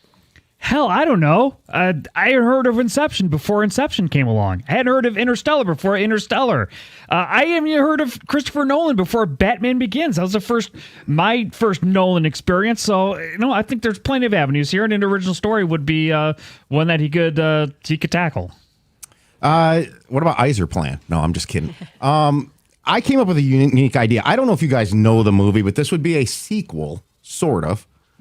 Are you guys familiar with the movie The Professional? It's actually called Leon the Professional. No. It's from 1994, Gary Oldman. Yeah. Natalie Portman, she was very young in that. And it was hitman, drug dealer. Gary Oldman was in it. It was fantastic. I would love the sequel to where Matilda, Natalie Portman, is the hit woman. Yeah. I think it would be absolutely fabulous for him to try to do something like that. I think that's a great poll. She's perfectly aged to kind of be there now. Take over now. Yeah. The story of how she becomes a hit woman after he took care of her and killed off Gary Oldman. Cool. Yeah, there's some twists in there. Yeah. The next movie Christopher Nolan should make. How about the story of D.B. Cooper? He's done elements of hijacking and mystery, and that's one of the great mysteries of all time. D.B. Cooper, stolen cash, hijacks a plane, jumps out of the plane, never to be heard from again. You could end it with a little bit of the open to interpretation, kind of like Inception ends. Yeah. The story of D.B. Cooper. Dylan Larkin was on Family Feud last night. Easy question. What's the best game show of all time? I don't know. I'm a fan of watching the old reruns and clips of like the Newlywed Game. Like those are hilarious. But I think you got to go with the era of Bob Barker and The Price is Right. It has to be Bob Barker. Yeah. It cannot be Drew Carey. Drew Carey's no fine. Bob Barker. No. But he's not. He's fine. He's fine. Yeah. Which is fine, but not great. He's actually better on Whose Line Is It Anyway? Oh, If you're going to pick a Agreed. Drew Oh, Carey yeah. show. Totally agree. This to me was easy, and it's got to be Jeopardy. Alex Trebek Jeopardy. I mean, I like Ken Jennings, but I like trivia games. Sure. I suck at Jeopardy, but I do enjoy it. I bet that Price is Right episode, the day of the NCAA tournament, hits extra hard. But yes, Heather is correct. This is Jeopardy! I would actually go with Who Wants to Be a Millionaire. I absolutely like thought that that too. was fantastic. It swept the nation for like 6 years. Regis was awesome in it. Yeah. Final answer. I made a note for Millionaire, the Regis version. I also just like Family Feud. But my answer, best game show? You Are the Weakest Link. Goodbye. Goodbye. I don't know that I ever actually watched that one. Oh, it's great. It's competition, but then you vote off a member after every round. It was a good one. And they're not like fake nice. They're actually kind of mean to each other. It's great. Did they boo as they're leaving? Patrick Kane was in Detroit for just under 3 seasons. I want to know the ultimate Detroit sports cameo. Definition is an athlete who's known from somewhere else who played here 3 seasons or less. This was tough because you're trying to figure out who's only been here for a couple of years. I'll give you one that is I'm not going to say it's the best one, but Reggie Bush, only here for a couple of years, had a 1,000-yard season in his first year, over 500 yards receiving, signed a 4-year deal, and everybody kind of thought, oh, here we go. We got a 1,000-yard rusher for the Lions, especially at that time. But, obviously, no magic. No. But there's a long time where we kept pointing, the last 1,000-yard rusher was... Reggie Bush. Yeah. Greg? David Legwand, 21 games in the winged wheel, led to a caller referred to as David from Legwand. Because our phone screener put Legwand in the where the city field. location. Yes. That's a great pull, Greg. What about Modano if you're going wings? There you go. No, I think it's Chris Webber. Really? Yes. With the Pistons 06-07, they made the East Final, loss to the Cavs. That was the LeBron series. War number 84. That's right. Look, if the cutoff was more than 3 years, I think the answer is Dominic Hasek. 6 shutouts in the 0-2 run to a Stanley Cup. Famous for the Sabres, but damn was he a backstop for that Cup team. Instead, I go with somebody else from that team. Brett Hull. Known as a Dallas Star, he led the team in goals on the 0-2 Cup run. Okay. I think there were some people, as I saw you posted this on social media, that thought I was going to say me. And I never really entered my mind because, hey, for the year that I did play for him, it was we were infinitely better than the year before. We had 2 wins versus 0. But if I was going to go that route, I'd go TJ Lang. He's a movie star. So TJ was in the comments, and the most popular answer actually was Mike Vernon. Was the MVP of the Cup they won in 97. Yeah. Was only here 3 years. It's a fun exercise. Next question. Morgan Wallen is in town. Going to be at the Big House. Mm-hmm. Apparently he has these famous walkouts where he brings celebrities with him, and the speculation is, who will it be? I think since it's in the Big House, you got to go Hutch. I think that place will go absolutely bonkers. First and foremost for Morgan Wallen, but if Hutch wants out with him, I think it would be perfect. That's what okay. So he brings like another random celebrity with him. What did you think? Oh, I had no idea. I don't follow Morgan Wallen. I thought like another musical artist. Like, oh no, I didn't realize he just brought like a local celebrity along with him. Oh, I totally misunderstood this question. I don't follow Morgan Wallen, but I am really loving Ella Langley right now, and I know they have a song together. So I thought, well, that would be sweet. I would love to see her. So that's who I picked, but I wasn't understanding that it would be somebody unrelated. A local star. Yeah, I didn't get that. John, since they're in the Big House, Kyle Whittingham. Okay. It could be. John, you stole my thunder. It's a no-brainer that it's Hutch. Camp starts next week. He's probably in town for sure. Oh, I would assume so, yeah. Yeah, to me, although I did think if it's not Hutch or he couldn't do it for some reason, it might be Jared Goff. I would look for a Detroit Lion. Hutch makes the most sense. But if you want to stick with Michigan athlete that's had a hell of a year, Quinn Hughes. We know he spends the summer in Michigan. Could be, yeah. What about Dylan? Yeah. Both of them. Could you imagine? Both. That's how he announces the trade. Last question. This weekend is National Hot Fudge Sunday Day. Wow. John, please keep this timely. I need to know the perfect sundae. Okay, so it all comes down to the ratio and the ingredients. All right, so it's got to be single flavor ice cream. So it's either vanilla or it's chocolate. And everybody knows I love Mackinac Island fudge, but not in a sundae. So I'll go chocolate ice cream. And you would then have to have hot fudge. And it needs to be Saunders hot fudge. It can't just be the, milky ooze that comes out of some container that's cold and it's just chocolate syrup. No, it needs Hershey's? to be hot fudge. And so it's the ratio of chocolate ice cream to hot fudge. And then on top of that, you have to have the appropriate amount of whipped cream. And I can't tell you in terms of measurement, but if you are an expert, and I would say in my house, I am the ice cream sundae expert, I would be able to tell you just by doing it exactly what that ratio is. You have to have a little bit of hot fudge and a little bit of melted chocolate ice cream at the very bottom. The whipped cream's gone by that point. Okay. You left out a couple key details that I think are a must. To you. Must have a cherry on top. No. Yep. Must have some sprinkles. Oh, God, no. Yes. Must be vanilla ice cream, must have whipped cream, and must have Saunders hot fudge. Yes. Yeah, so we agree on the Saunders, We do. and I could do the vanilla, but the sprinkles, it ruins it, and I will not touch it. Yeah, I don't want sprinkles either. Greg? Let's keep it simple here. We're going to have vanilla ice cream, the aforementioned hot fudge. Can't be hot fudge sundae without a hot fudge. And we got to have nuts and the candy on top of the dessert.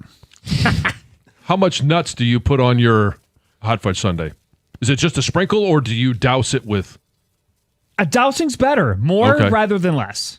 Okay. Vanilla ice cream with Saunders hot fudge. John is right about that for sure. And then who doesn't like whipped cream with nuts and a cherry? I don't do the maraschino cherry. I will have the maraschino cherry, but I actually ask for it on the side because I don't like the cherry juice on top. That's a the non-touching. residue. Yeah. I go chocolate ice cream base, which Heather's already out on. Whipped cream, of course, the hot fudge, brownie pieces in the sundae too. I'm not going to hate it, but there's a lot going on there. All right, that's a cookie jar. It's brought to you by Moran Chevrolet. It's 97.1. Hey, if you're thinking about a new truck this month, I want to give you some reasons why I believe a Ram truck should be right there at the top of the list. Ram truck lease deals at every Metro Detroit Ram dealer are phenomenal right now. I've seen the Ram side by side with other trucks, and I'm currently driving a Ram, so I can tell you firsthand, for power, there's really no comparison. You could choose from Ram's legendary 5.7 Hemi V8, or you've got the 420 horsepower Hurricane engine, and if you want just a little bit more, you also have the high-output 540 horsepower Hurricane. Why would you trust any full-size pickup from the competition at any price with only a 4-cylinder engine? Full-size Ram 1500 is built right here in Sterling Heights, and Ram's got a 5-link coil suspension, and my wife tells me this all the time. It is such a smooth ride. Just take a test drive, and you're going to feel how much smoother it is. For comfort, just go sit in a Ram, and I promise you're going to feel the difference. Right now, lease payments on a new Ram truck at every Metro Detroit Ram dealer are exceptional. So other financing offers for well-qualified buyers. All you got to do is pull into your Metro Detroit Ram dealer today and tell them I sent you.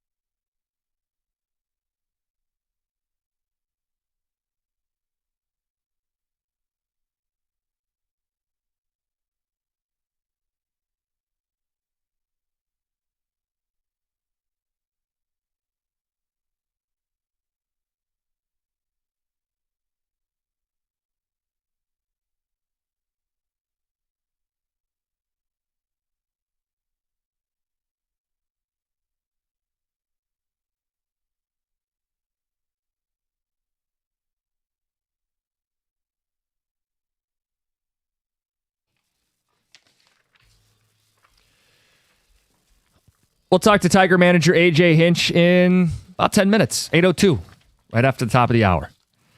Some feedback on the cookie jar. The next Christopher Nolan movie has to be horror 100%. That's John in Grand Blanc. Says after seeing some of the scenes in The Odyssey, I think he gave us a small taste of what he could do. Just need the right story. How about Dante's Inferno? Could be. Okay. Christopher Nolan should do a Dr. Jekyll and Mr. Hyde movie. Ooh, that'd be good. I just thought of one maybe that he could do really well, like a story about the huge tsunami back in 2004. The way he can work with, special effects. Who the F is Christopher Nolan and can he pitch? Christopher Nolan movie, Con Air 2, starring Jim Costa, Joe and Yale. For those that missed it, we had a guy last night say, "Are you pitching for the Royals?" Yeah. And it was Matt Strom, and I took a screenshot and shared it. Yeah, and it is spot on. Your nose, it looks just like you, except the hair. Yeah, long hair, but it is Nicolas Cage. He's got the facial hair in Con Air with the long hair. Yeah. How long would I have to grow my hair out to have? I would say that's probably, you're looking 3-4 years out. Okay. That's a big commitment. I'm not doing it. What if your next disco is wrong? You have to do that. That's the penalty. Certainly would make me less likely to fire Maybe out that's that the problem. disco He's button. like Samson. He has no powers of prediction without long hair. Have you ever had long hair in your life? No. No, I'm just asking you the question.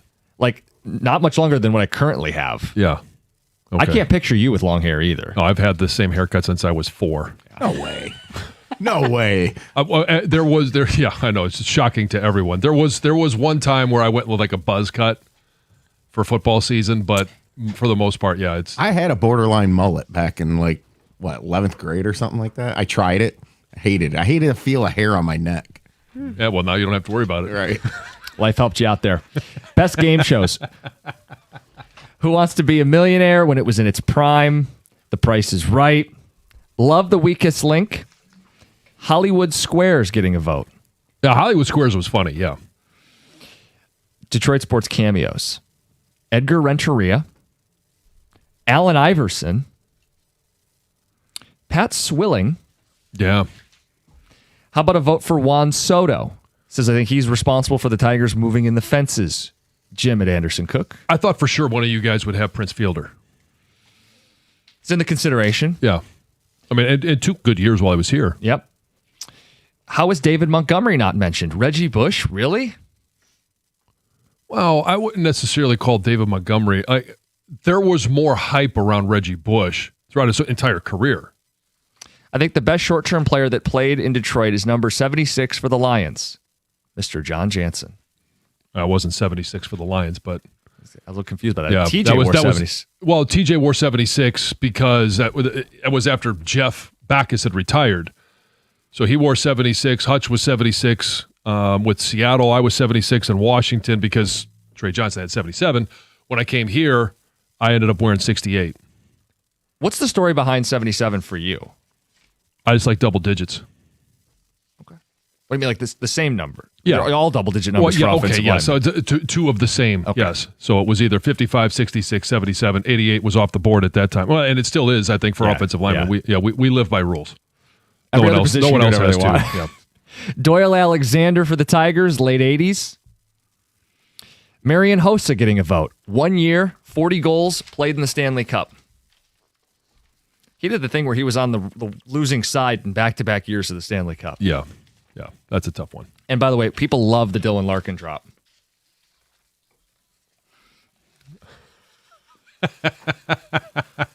There's no way that'll be used against him. Well, I mean, you could also say, hey, Steve Yzerman is no longer calling the shots.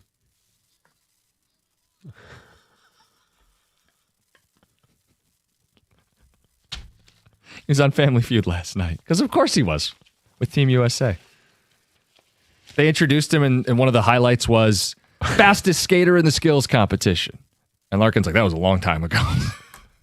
You're not going to read the John getting called out on what's the Saunders/Sanders text? We have to hit that. Yes, at the end. Hot Fudge Sunday. John, it's Sanders, not Saunders. Okay. Yeah. It's always been Saunders in my family. Yeah. I know it's spelled S-A-N. I know. Okay, fine. So, according to AI, Greg loves that. It is Sanders. Okay. Although it says, and AI nails this, a lot of longtime locals call it Saunders. And that's why I called it Saunders, because my mom and dad did. Yeah, Mine it's the too. same thing. Yeah, to me, it's always been Saunders. And I know that the name is spelled Sanders, and a lot of people do say it that way. I just don't. Take that. And there's more feedback for you, John. I'm surprised John's hot fudge sundae recipe doesn't contain any meat. You let him down. Paul in a car. Yeah. Bacon bits. You could sprinkle some bacon. I have done that before, In a and sundae. it is wonderful. But it's not it doesn't make it the best.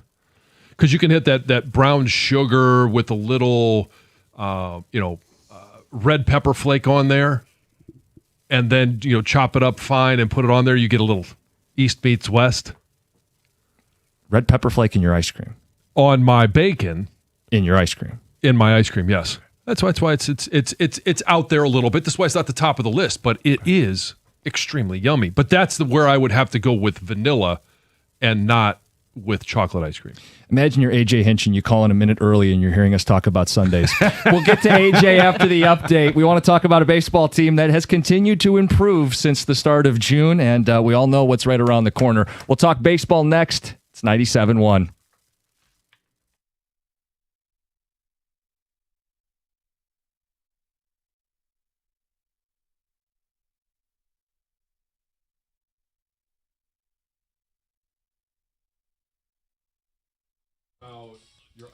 Brought to you by Mastercraft Heating and Cooling. 4-3 win for the Tigers last night. They had to come back from a 2-0 deficit with a 3-run homer in the 7th inning from James Outman. The Royals quickly tied the game in the top of the 8th. After that, then Dylan Dingler came to the plate with 1 on and 2 out in the bottom of the 8th.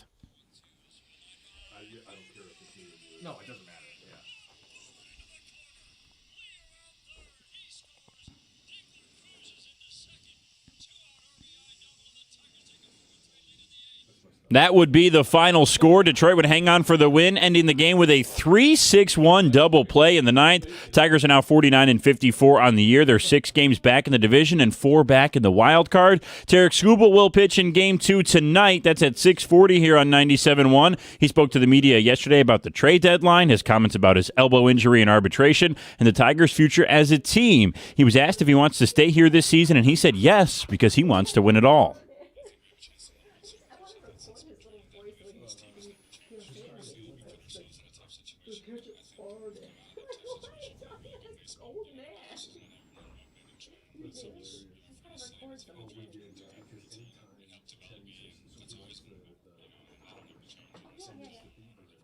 Skubal also said his elbow comments were blown out of proportion. At the Corwell Health Sports Desk, I'm Brendan Shabath. For more, go to 971theticket or Odyssey.com.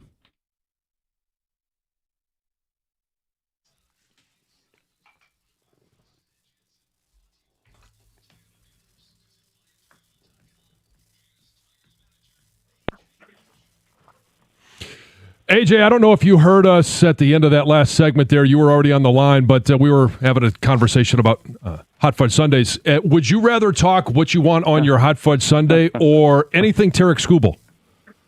Slow news day, isn't it? I mean, you guys are at 8 a.m. talking about hot fudge sundaes, but I thought you would be the one show that wouldn't ask me about Tarek Skubal, but here we are. Well, I didn't. I gave you the option. No, you didn't. No, you didn't. There's no way if I said hot fudge sundae, you were just going to pass on Skubal. We could get into whipped cream and cherry on top. You had some humor about this yesterday. You have a streak going. Yeah. You're asked every single day about Tarek Skubal. Does this wear on you or the team, or how are you able to separate it? No, I did poke a little bit of fun at the topic because it has been a long trade deadline. You know, dating back to I think May was the first question I got about a trade deadline that's in August, and I don't think it wears on us because it's our reality. I've tried to normalize it because it's where we're at. It's what we do. It's obviously a hot topic, and I'm just trying to make it normal for our guys because it's going to be in our everyday no matter what. And so yesterday when I talked about my consecutive streak, it's going to happen every day until resolution, one way or the other. And it's it's fine. It doesn't change. You're going to ask me tomorrow, and it's not going to change because, the ebbs and flows of the deadline, usually don't go down until the day of, and but it's part of it. How are you helping him navigate this? Because it's not the first trade deadline where we've been talking about Tarik Skubal. It's certainly not your first trade deadline where you're talking about whether it's buying, selling. How are you helping him navigate this murky waters? Yeah, I'm just trying to get him focused on what his next, responsibility is, which is pitching, and today it's awesome to run out there and we have a big win last night. We're coming off a big series win and we have Tarik Skubal pitching.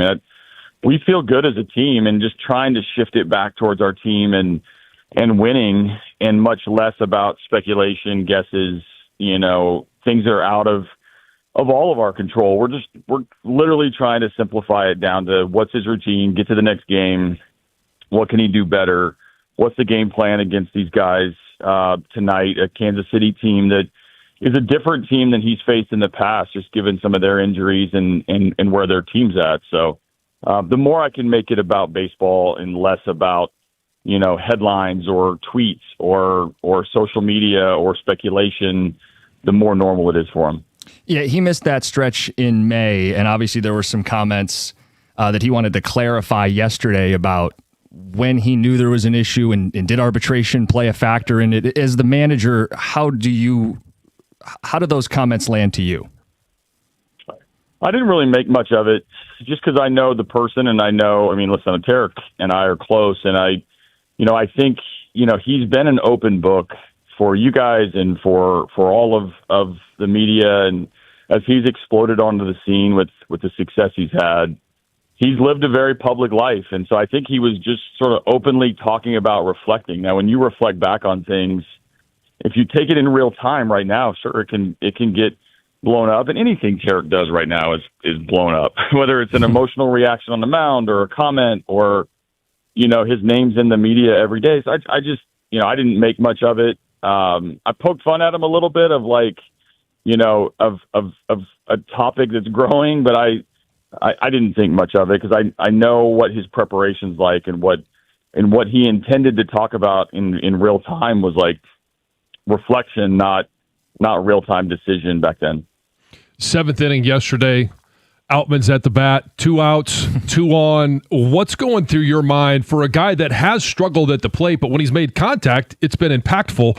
What are some of the things that are going through your mind as you watch him approach the plate? So in the world of transparency, I was pissed because I didn't like that we hadn't scored yet. We had first and third, and we were just frustrated with how that game was going. We had a very sluggish day, no excuses, but it just some of these days these are a grind. I mean, our guys are pushing, and we had missed a couple of opportunities, and obviously Outman's got power. The swing and miss has been an issue for him. I was looking as the at bat went longer. I started looking at the on deck circle, and Kevin McGonigal's there. So there was a lot of things that were building, and one thing Outman's done in his career is he's hit for power. So when the ball goes up, I thought he crushed it. Like, I thought it was way gone. And then as they were tracking it in right field, I'm like, of course it's going to land on the warning track, and it was just enough. Talking to Tiger manager A.J. Hinch, have you guys done enough in your mind to justify keeping players like Skubal and other expirings at the deadline? Have you made a strong enough case in your mind? I think we have a good team, and I've said that over and over. Is we have a good team and a bad record, and our bad record's getting better by the series. And I try to get our guys focused on what's at hand. I mean, we have a 4-game series against the Royals. We have 3 against Baltimore. We're going to have an off day, and then we play Sacramento, and then the deadline hits. And so, it's not really about planning flags. I think the deadline is, there's a ton of attention. There's a ton of anxiousness around it in the sport and in the industry. You guys talk about it every day. I mean, it's a big topic. And then you wake up on the other side of it, and then there's going to be 40, 50 games left to make an even further push. And so I've learned not to get too worked up either way and just get to the focus on the task at hand. Like, the best case that we can make is keep winning series. I think we have 18 or 19 series left. which seems like a lot on a big number of 18 or 19 series. It's not in a big season. So the urgency is there. And all of my attention is focused on, like, we got to win this series against the Royals. That's the best thing to continue to push for better times and getting above 500 and making a push for the playoffs. You let us know if our logic checks out. Our thought has been, if you guys are going to keep Skubal, you have the conviction, hey, we're going to be in this mix, we're going to be hunting a World Series, would it then stand to reason that rather than be sellers, that you guys would actually be buyers, that you would add? Is that a fair way of looking at it? I don't think anything changes for us either way. I think they're like the underlying theme there is like that move one way or the other is like declaring whether we want to win or not. And I think that's the faulty thinking. Like, obviously Tarik Skubal's an incredible pitcher, arguably the best pitcher in the game. And we love when he pitches for us and he's ours. I don't know what happens, but like on August 4th, like, I'm not sure why that move means we're trying to beat the Mariners or not. Like, that's our goal is going to remain the same. Like, do I love putting him in the line? Yeah. Do I want to keep him? Of course. I'm the manager, man. We all want to keep Tarik Skubal in Detroit, for as long as we possibly can. I just don't think those two things are associated with like what the goal is. Well, but it would be a way to get closer to the goal, right? If you guys added whatever you would deem a bullpen piece, a right-handed bat, whatever it would be, that would be the thought that, oh, we actually are putting ourselves in that series and that mindset, and how can we be best positioned to win that series? Yeah, but I've been in the game 25 years, and we've added and that not guaranteed winning. I mean, you got to keep playing, and you got to get healthy, and you got to maintain your performance, the guys that are doing well. So it's not an isolated incident that creates winning just because you add. If we had asked you, a lot of questions as we did 6 weeks ago, it's completely different. And a tip of the cap to you and your guys for making this a discussion right now in terms of do you buy, do you sell? In your evaluation, what's the biggest reason why you guys have been able to turn the tide and not continue being that team that we all watched in May, but to where you've made it a very tough decision, what you guys do at the trade deadline, and you are pushing for a wild card spot here and in July? Yeah, so I think we have a good team, and I think we've stayed the course, which has been good. But obviously we've gotten better on defense. I mean, I think in May we were 30th out of 30 in defense, and that's unsustainable, to maintain good performance. Our pitching has gotten better. Our starting pitching has gotten really good. I know this is a tough week to say that because we've had, a number of starts in a row that have been a little bit rough, and our bullpen's been taxed. We've hit the ball out of the ballpark. We've obviously emerged as a more consistent team, albeit one that every day we lose, we get reminded of the things we don't do, and every day we win, it feels like we survive. And I think that's because of the mentality after you go through May and you go through some really tough stretches, even in the early part of June, that emotional reaction tends to be there. And so we've stayed the course. We've running this race, trying to normalize and get ourselves back to winning ways. And we've been pretty mentally tough to do it. And it's going to take more months of that in order to get to where we want to get to. But continuing to try to get back to the basics, defense, pitching, a little bit of power, which is something that we can do, I think is all contributed. The between the ear stuff is fascinating. And I know the background in psychology. How do you keep these guys from burning out? The Game 7 mentality you talked about with us that I know you echoed this week with ESPN and before the game against the Cubs. Yep. How do you keep a Game 7 mentality going for 70, 80, 90 games? Yeah, that's a good question. And it's a grind. I mean, I think you have nights like last night where if you go out and you come out and when you don't hit early, it feels lethargic, right? It feels dead. I get asked about energy.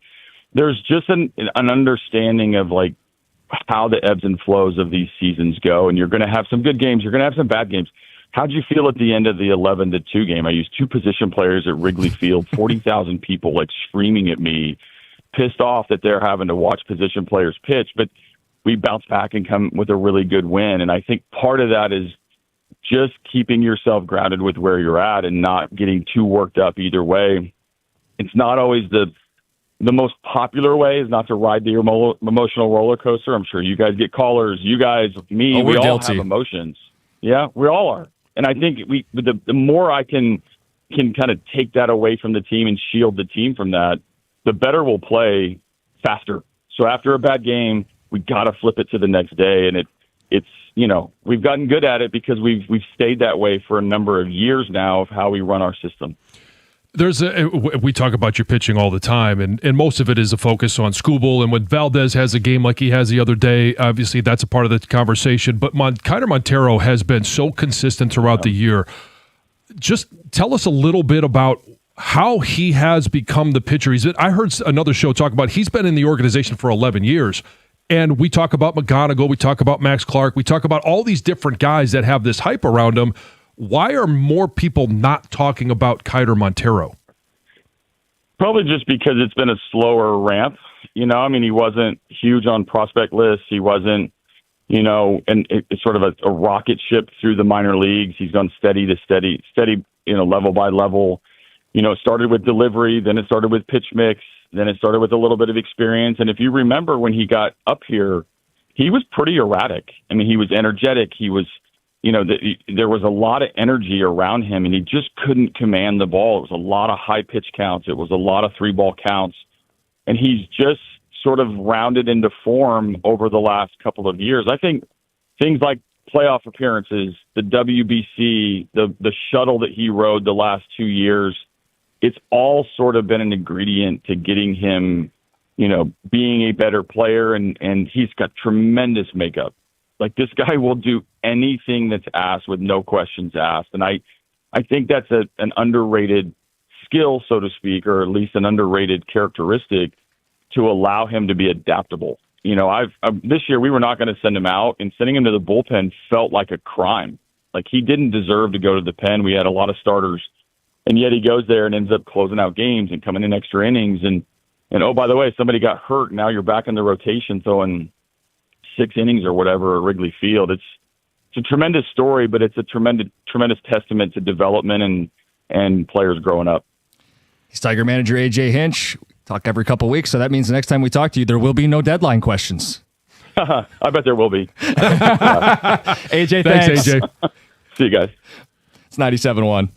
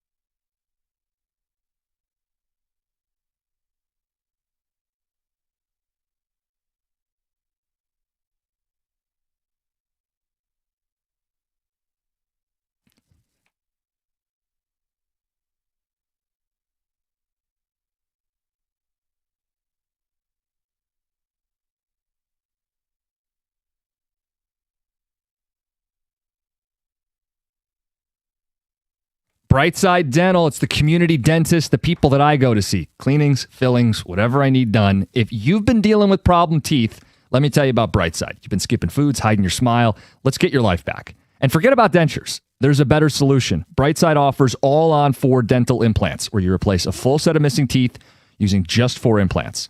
Strong, secure, natural-looking smile that'll stay in place. And how about this for a selling point? 1-day transformation. You walk in, you leave the very same day with a brand new smile. Call to schedule your consultation. Find out if all-on-4 dental implants are right for you. Your new smile is closer than you think. 1-800-PAINLESS, BrightsideDental.com. That's Brightside Dental. No judgment, just care.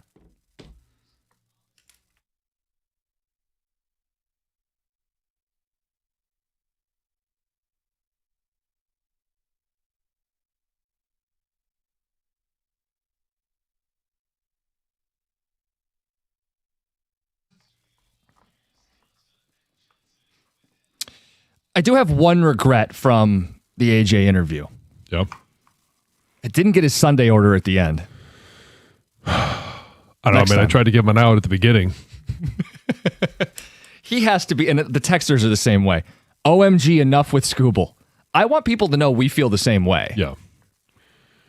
But it's the biggest story in baseball up until the trade deadline. Are the Tigers going to be able to do enough to keep them? Are they going to do enough to be buyers? Are they going to fall apart and sell? Should they sell even if they do enough where some people would say keep them? Like, there's a lot of different variables and a lot of different ways it could go. I give Doug Karsh a ton of credit because he has framed this perfectly. The most interesting story in baseball happens to be happening in our backyard.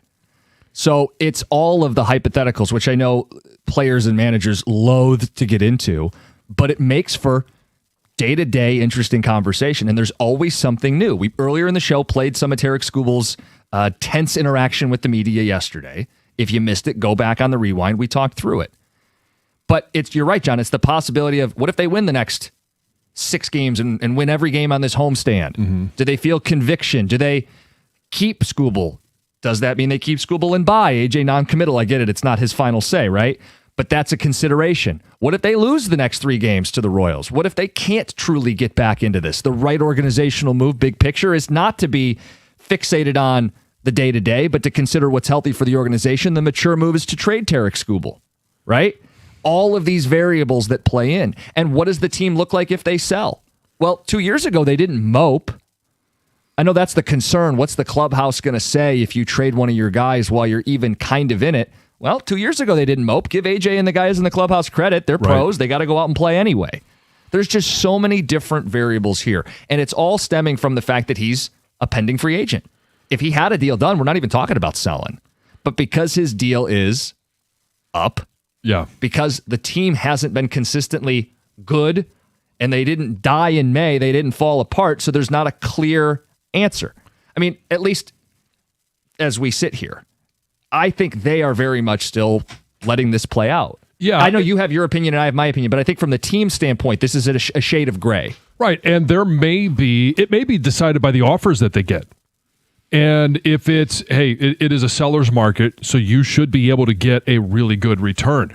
If there's not something that he likes, then maybe he's going into it going, well, we're thinking about selling him, but there's nothing there. Or he could get something where he's like, well, we'd really like to keep him, but somebody made an offer I can't refuse. I would think there'd have to be a quality offer, given there aren't a ton of sellers, and he's the most attractive piece to buy.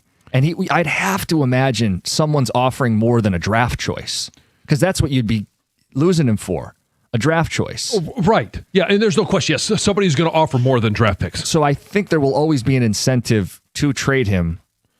And I just don't think this is a World Series team. I don't even know if they're a playoff team. But I'm enjoying last night. I know that always gets met with, you're so negative. I want them to win. Winning's fun. Absolutely keep winning. But I don't view them as a World Series team, and I still am in the camp of trade Scooble. But my question is, the return that they get for him, are we going to look back in 3 years and be like, that's all you got for Tarek Scooble? I know. Franklin Perez, Daz Cameron, and Jake Rogers. That's the JV return. Right. But what was the return for Max Scherzer? You have 2 examples. Well, there's more examples than that. But a couple Tiger aces of the last decade. Yeah. As much as Jake Rogers is only a backup catcher, you did get a top 100 prospect in Franklin Perez and a roll of the dice. Like, I'd rather that than the Scherzer return. Anyway, people will be happy to hear this. I don't think we have any Scooble talk planned for the rest of this hour. No. Okay, great. That's awesome. We're going to talk about concerts coming up at 8:35. But first, Heather with the news. Well, Canadian officials are gearing up to celebrate the Gordie Howe International Bridge. They're celebrating today at 11:30, just with themselves, not a joint celebration because of ongoing Tariffs. issues, yes. But they're celebrating just days before the bridge is expected to open. So motorists will finally be able to drive over the 1.5-mile bridge on Monday. And then the multi-use pedestrian and bicycle path will open on August 5th. So if you are planning to be one of the first ones over the bridge, here's everything you need to know. So drivers of passenger vehicles will pay a standard toll of $5.75, that's US dollars, per crossing. Commercial trucks, oversized vehicles, larger passenger vehicles will pay $8.75 per axle. There is that breakaway program, which is a toll discount program for the bridge. So breakaway members get up to 25% off standard toll rates through flexible account options.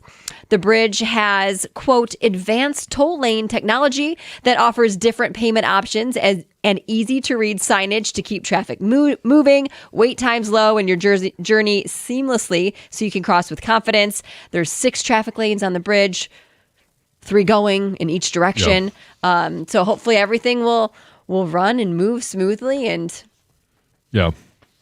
you can When the Long wings, overdue. Yeah, when the wings go over the bridge, they got to pay extra because they have the extra axle. This is a great story. The Howell Nature Center was on the brink of closure, and staff has been scrambling to keep the doors open. And for a time, the wildlife clinic there did have to temporarily close, but then the community showed up. So after going public with its financial struggles, the Nature Center launched a big fundraising campaign, and it hit its goal of $100,000 in 6 days. So people really wanted to see it back open. It's a center that will rehabilitate injured, or they say orphaned wildlife entirely without federal funding. It relies on admission fees, donations, things like that to stay open. So the community was excited. They rallied behind the campaign. And after hitting the goal, it means that the clinic can once again reopen, accept new animals in need of care. The leaders there say, though, that the work doesn't just stop there. Sustaining the center requires ongoing community support year round. So glad to see it open. This is also a great story. You know, new helmets, shoulder pads, football equipment can cost families and schools a lot of money. But the Detroit Lions Foundation stepped in to make sure that costs don't keep Roseville students off the field. So the Detroit Lions Foundation surprised the Roseville High School football team by giving them a head start before the season kicks off with new football equipment.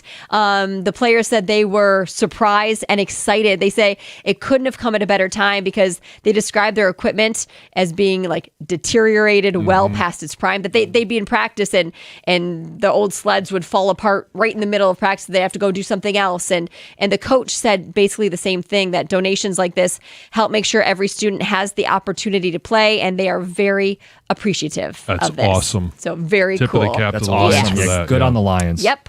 Last night, Dylan Larkin and other members of the USA men's gold-winning medal hockey team appeared on Family Feud. Did I say that wrong?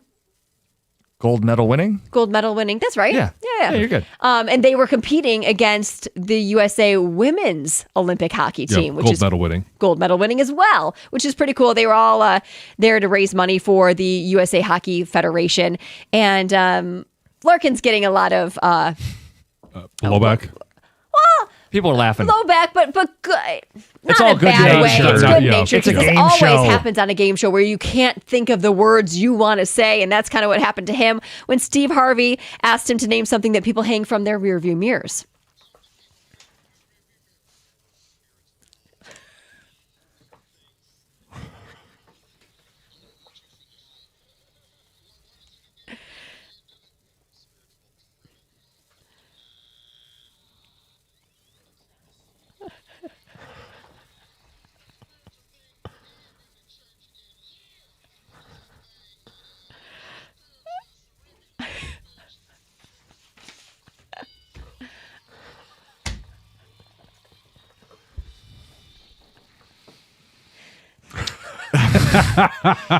We've all been there. I mean, it happens to Sure. us on the air. All the What's the time. thing? Yeah, it happens to be by the hour. And that is timed. You have to come up with your answer very quickly. Yes.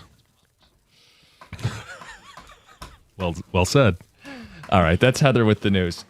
Coming up next, what's the deal here? We want to talk about these concerts? Yeah. Well, we've got a big one at the Big House. Starting to do more of this. They did one last year too, right? They did. Yeah, it was Zach Bryan. And now it's Morgan Wallen. We're going to talk best local concert venues, best outdoor concerts you've been to. Talk to people who are making plans to go this weekend. It's 97.1. If you're making plans to work out, you got to get over to Planet Fitness. And there's a lot of different reasons why people work out. Hey, it's for me, part of it is just stress management. A lot of things going on. You got kids, you got jobs, you got a lot of things. And you just want to get out there and blow off a little stress. You could do that. And maybe you just need a few minutes of silence. Instead of eating lunch in your car, go to Planet Fitness and you can spend 30 minutes on one of the treadmills. You don't have to wait in line because they got plenty of them. Maybe it's a Stairmaster, maybe it's strength, whatever it is. And when you walk through the door, here's the thing. It's clean. They're welcoming. It's a judgment-free zone. It's a great place to work out. It's $1 down to $15 a month. And you got to get on it now because that only lasts through the end of the month. And if you got kids right now, they still have their high school summer pass going on right now. 14 to 19 years old, you can work out for free. So, hey, moms, dads, you want your kids to be working out? You can do it for free at Planet Fitness right now. Find your nearest club and join today. You can do it online on the free Planet Fitness app. That's planetfitness.com.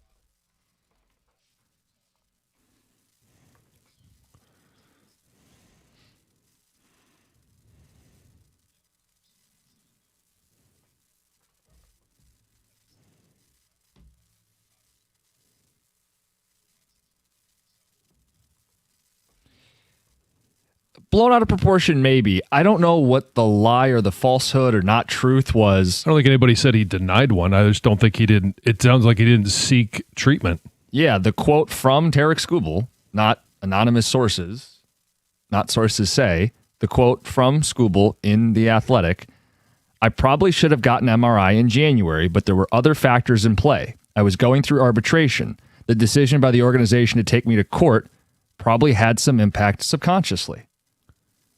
Well, I think it was a very conscious decision. That subconscious word, I'm just trying to make sure I get the full quote, but It was a decision to not explore the MRI because you had a pending arbitration with the organization. Yeah. You said that. And he's no medical doctor. Explore getting it investigated, and a doctor may have suggested an MRI. But he said it, so I don't think anybody's trying to twist his words or take him out of context. It looks really bad because it is bad that you prioritized your health over the team. And look, there's a lot of listeners who would have done the same thing for $13 million, but call it what it is. It's not a lie. It's not telling the truth. And Stephen Hagan wrote an article last night, and he didn't say, well, my bad, I misquoted him. Right.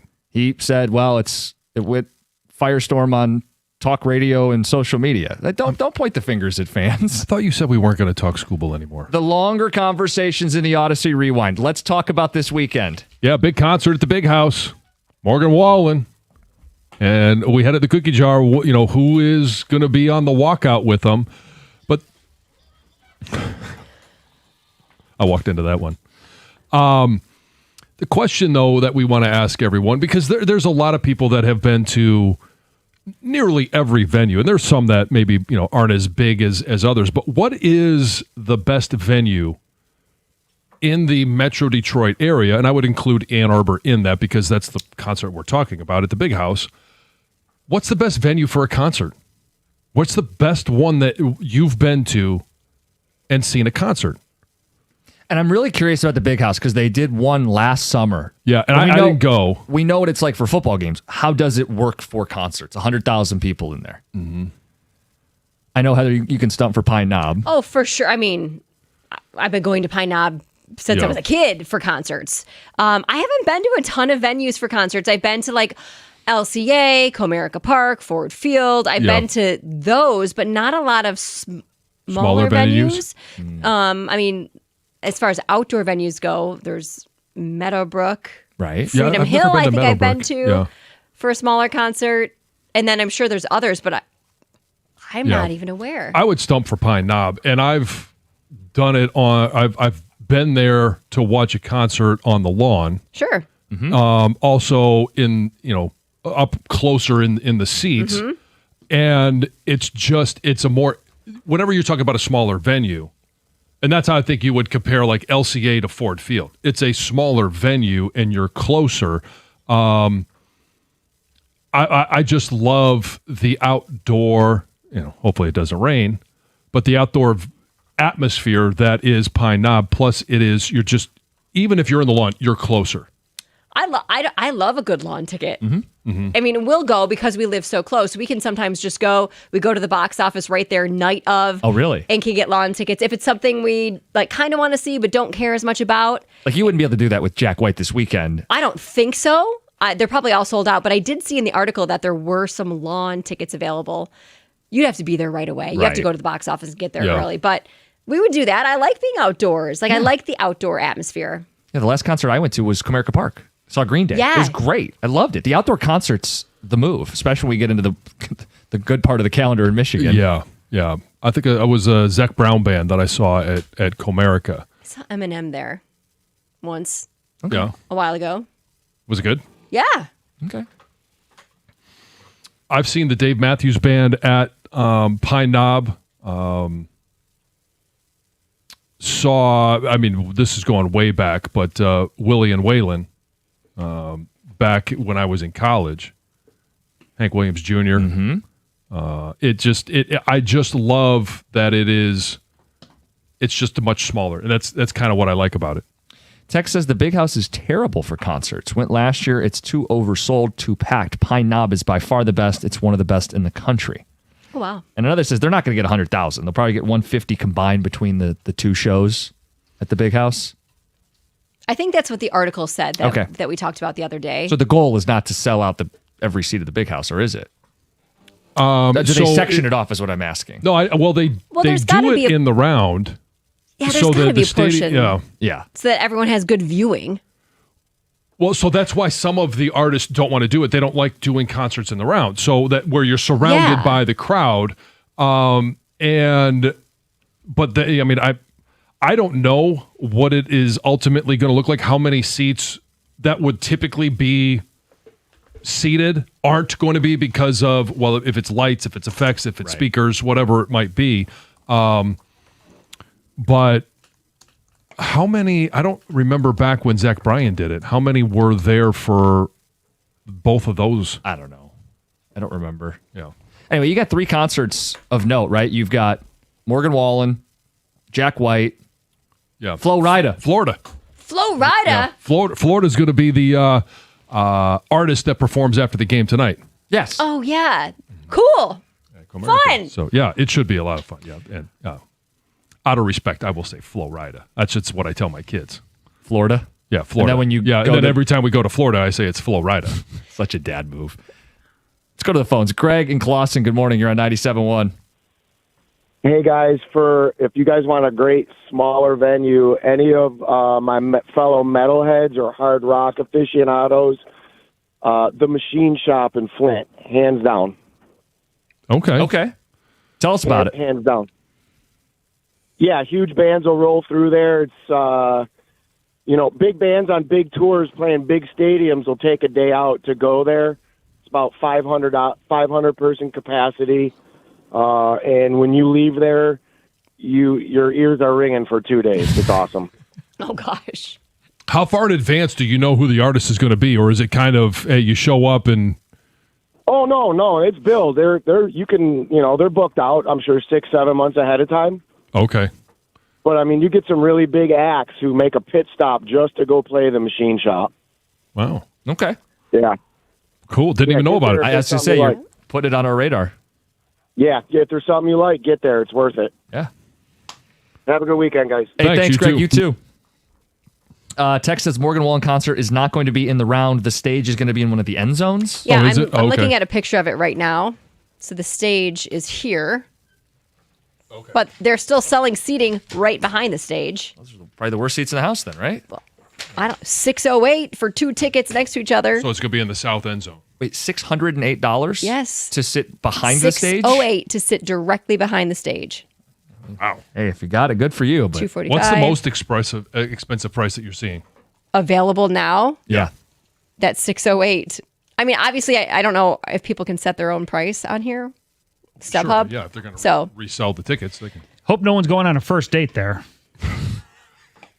You can sit on the floor for $536. Oh, 2 seats together. It's going to be a big deal this weekend. It will be. Yeah. I've got one of my daughters is going tonight to the show. Oh, fun. Yeah. There's a lot of people that we all probably know a lot of people that are talking about going. And I know that tomorrow there are some on the baseball team that we've got a 3:45 game, and they are trying to get from Wixom over to the big house for the start of the show. When you said the baseball team, I thought you were going the Detroit Tigers. No. Jack's baseball team. I thought it meant the Michigan baseball team. No, they're not performing right now. Is Scooble going to walk out with Morgan Wallen? He pitches tonight. He could walk out tomorrow. He could. And they got a day game. Maybe it's McGonigal. 248-539-9797. Phone calls, feedback, text. We want to hear from you. Cookie jar at 902. It's 97.1. Hey, there's nothing like the feeling of holding the keys to your first home. But in today's market, getting to that front door can feel out of reach. And I want to tell you, that's exactly where my friends at First Merchants Bank come in. They offer incredible programs for first-time home buyers, and I'm talking about down payment assistant, grants up to $10,000, options with no down payment and below-market interest rates to keep your monthly payments much more manageable. Since 1893, they've been the dependable choice for neighbors just like you and me, and that's where I secured my mortgage, and I love that they're not just another lender, but rather a community-focused partner that moves with the speed and agility you need to win in a fast-paced market. Stop wondering what if and start planning. They offer free mortgage consultations to help you map out your journey. Contact my friends at First Merchants Bank today to get started, and you can do it online at firstmerchants.com if you want to learn more. That's firstmerchants.com. First Merchants Bank, helping you prosper. Member FDIC, equal housing lender.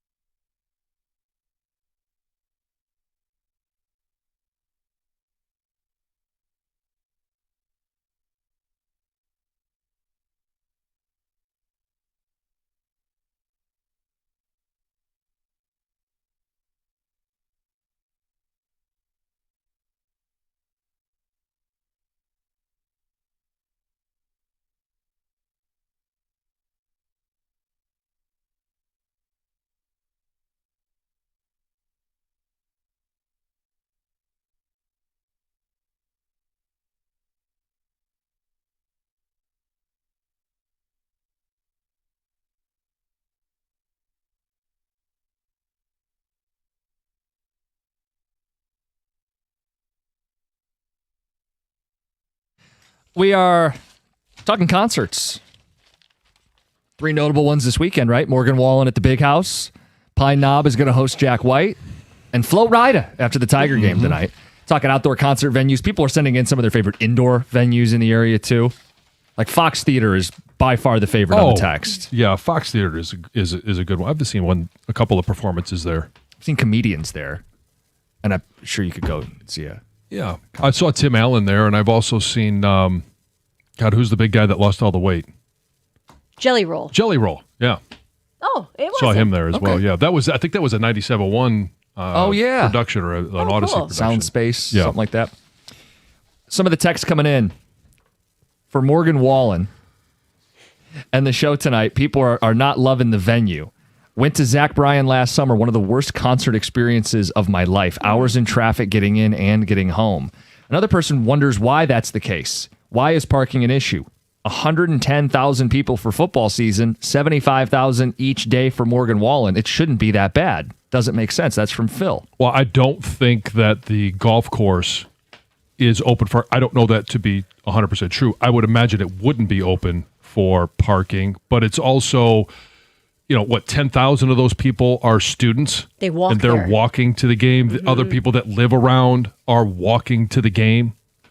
So it's there's more people that are driving in to see Morgan Wallen than typically drive in for a Michigan on a game day. Went to Zach Bryan at the Big House. Awful venue. I'm 6'3". I had a massive DB behind my wife and I, telling both of us to move forward the whole time. We were sitting on the very front edge of our seat. Yeah, there's not. I would have sat all the way back, super tall. You can't tell someone to sit forward. That's their seat. That's how tall they are. Deal with it. Well, at a concert like that, you're probably standing up Come on. the vast majority of the time, unless it's one of the Sir, opening acts. I can't see over your head. Will you just kind of crouch down? You can't tell somebody to No, do it's that. it's leg room that they're referencing, not the height of it. Oh, I was taking it as the person behind him Oh was no, saying you there's need to. little to no leg room, Oh, really? and How does a person sitting forward in their seat give the person behind them more leg room? You can butt up 'Cause against you're- the seat back, right? well, there's no seat backs. It's all. Oh, that's why. I'm Yeah. thinking of a seat back. Oh yeah, there's So I'm no like, seat that ma- backs. Ah, it's all that's why. all benches. Yes. Okay. Either of you, Heather or Jim, sat in the seats at Michigan Stadium? No. It's been a while. You get about It's- 10 inches for an 18-inch get it. ass. Oh, I know. They're I tiny. get it then. They're It's tiny. an awful experience. Why I haven't been to many games. You're Got packed it. like sardines. I mean, when I went to the Ohio State game a few years ago, we stood virtually the whole time anyway. Yeah. So it'd be much like probably the next two nights. It's a lot of these older college stadiums. Like when I went to the Central MSU game a few years ago, and Rico got me put on TV to be humiliated. Those seats were small. And the last time I was at the Big House was probably high school. Yeah, there's not a lot of room to maneuver in there. I Yeah. see. Yeah. Let's go to the phones. We got Joe. You're on 97.1. Hi, how's everybody doing? I hope you're doing fine. I work with the greatest crew in the world. The Huntington Center in Toledo, it's about 7,000 seats. I seen Bob Seger there. It was fantastic. Yeah. Phenomenal. Yeah, I mean, you see Seeger anywhere. I saw him at Pine Knob. He's great, but yeah, to be in a venue that's only 7,000 seats would be perfect for an act like him. And you know, John, like we sat in the upper deck, the balcony, and it's only like 10 rows. So even if you're in the 10th row, you get a great seat. And the bathroom's there, the beer stands there. You couldn't ask for anything better Well, than that's the cool. Huntington Center. Okay. Yeah. We'll make a note. Yeah. Toledo. Yeah. Let's go to Rob. You're on 97.1. How you doing? Good morning. How you doing, Rob? Good morning. So I told the screener, like, I make Stoney look soft with his Springsteen thing. I've seen my favorite band well over 250 times. I've been everywhere in this country to see venues. As far as Michigan goes, like full-size venue, Pine Knob, no doubt. It's the original outdoor amphitheater of its kind in the nation. All others were modeled after it. The sound there is impeccable. It's been voted year after year after year the best outdoor full-size amphitheater in the country. Small venues for intimate, St. Andrews Hall in downtown Detroit. When that crowd gets rocking, that U-shaped balcony will bounce with the music and the sound. It's amazing in there. Who have you seen over That's what I 250 was times? just going to ask. They're a band out of Colorado called the String Cheese Incident. Okay. And you've seen them 250 times? About 270 times. Wow. In the last 20 years. What kind of music? It's a lot of string cheese. They're an eclectic jam band. They'll play like a bluegrass song, a rock song, a reggae song, a folk song, a country song, a jazz song, a Latin calypso song, island music, 13 to 15 different songs a night. In 2006, I seen them 7 nights in a row before they repeated one song. Wow. Yep, they're an amazing band. One of my best friends he's a lighting crew chief for a band called Humphreys McGee. They usually play 2 nights at the Fillmore whenever they come to Detroit. They're out of South Bend, Indiana, and Chicago. He's about to be their lighting director starting in August, and all the venues around the country.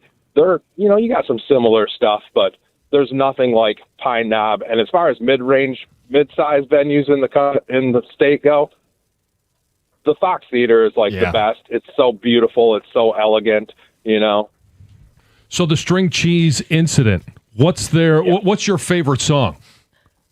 That's pretty tough choice, because they have 400 in their repertoire, maybe more. Well, give us one, and maybe Greg's got it in the system. Yeah. I doubt he's got it in the system, but the one I love is it's called Emma's Dream. It's about the bass player's daughter having dreams. Okay. It's great. Yeah, they're amazing. They got a fiddle player, a mandolin, acoustic guitar, electric guitar, keyboards. There's a lot going on with this. Accordion, 2 drummers. Oh yeah, they're amazing, man. They're just the skill level on them is just out of this world. Like I said, they'll play a jazz song, they'll play a rock song, they'll play an island song, they'll play a Latin song, all right in a row, back to back. They'll play one of my favorite things that they play is it's almost electronic Celtic fiddle driven music. Rob, every word you say, I'm more confused as to how this sounds coming out of the speakers, but I will take your word for it. You've seen them almost 300 times. Yeah, with the accordion. Greg, I don't actually expect you to have that song in the system. I hope you know. He's it's a Friday. There's no chance I'm going to go find this song right now. Yeah. What kind of incident could be caused by string cheese? I don't know. I was kind of thinking the same question. An argument between the kids who gets the last one? That's happened. Yeah. Sure. Yeah. I mean, I'll get in that mix. Yeah. Like myself some string cheese. I didn't put it in the cookie jar, but I initially had, what's your favorite Morgan Wallen song? Do you have a favorite? I wouldn't be able to. Oh, okay. I didn't know if he's not one of your. Have you? I think he's good. Oh, it's modern country. It's not the good country. No, his music is fine. Like I said, I'm a Willie Whalen. Yeah, you're the old school country guy. What am I thinking? Anyway, some George Strait. If you can believe it, there are people who've actually seen the string cheese incident on our texts backing this guy up. Well, this guy was very passionate about it. There has to be other people who've seen it too. Yeah. Interesting. Well, we have other questions in the cookie jar, including one about Patrick Kane that I got a ton of good response to. It's 97.1.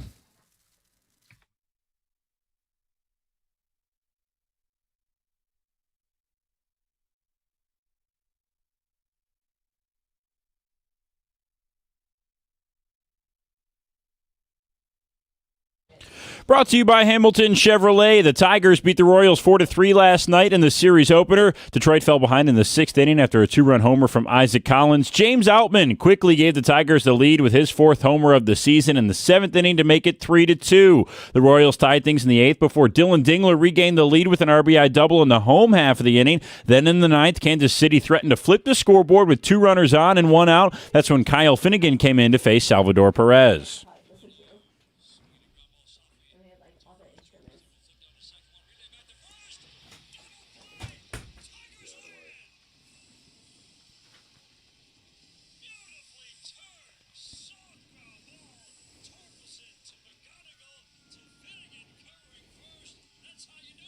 Three 6-1 double play ends the game as the Tigers win it 4-3. Game 2 in the series is tonight at 6:40. Tarik Skubal will start tonight after saying yesterday that he wants to remain in Detroit the rest of the season because he thinks the Tigers can win the World Series. Some breaking news today from Jeff Borzello. The December 21st game between Duke and Michigan basketball is now off, sources told ESPN. It was originally scheduled to take place at Madison Square Garden, then attempted to move to the Miami Marlins Stadium, but all parties could not come to an agreement. Duke will now face Texas Tech at MSG on December 21st. At the Corewell Health Sports Desk, I'm Brendan Shabath. For more, go to 971theticket or Odyssey.com.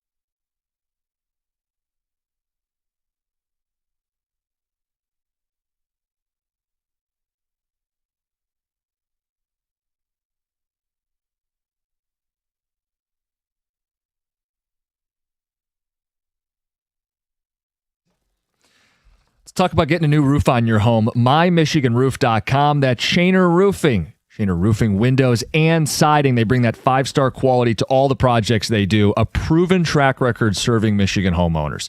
Shaner, family owned. They can treat you like a family because they are one. They'll answer to you and not some investors or private equity. The no pressure promise is something they stand by. It's just another example of treating you like a family, treating you right. Nobody likes a high pressure sales pitch. Instead, you get a true, honest assessment of what your home needs. If you don't need a roof, they're not going to sell you a roof. But if you need one, they're going to do it, and they're going to do the job right. 4.9-star Google rating. That's thousands of satisfied homeowners, the reputation they've earned through doing the job right for decades. 30 years of trusted service. You get a peace of mind with every roof installation, lifetime transferable warranty. And I emphasize that with the 30 years of trusted service because what good is a lifetime transferable warranty if the company's not in business? With Shaner, 30 years trusted service matters. Ready to get started today? MyMichiganRoof.com. That's Shaner Roofing, Windows, and Siding. MyMichiganRoof.com.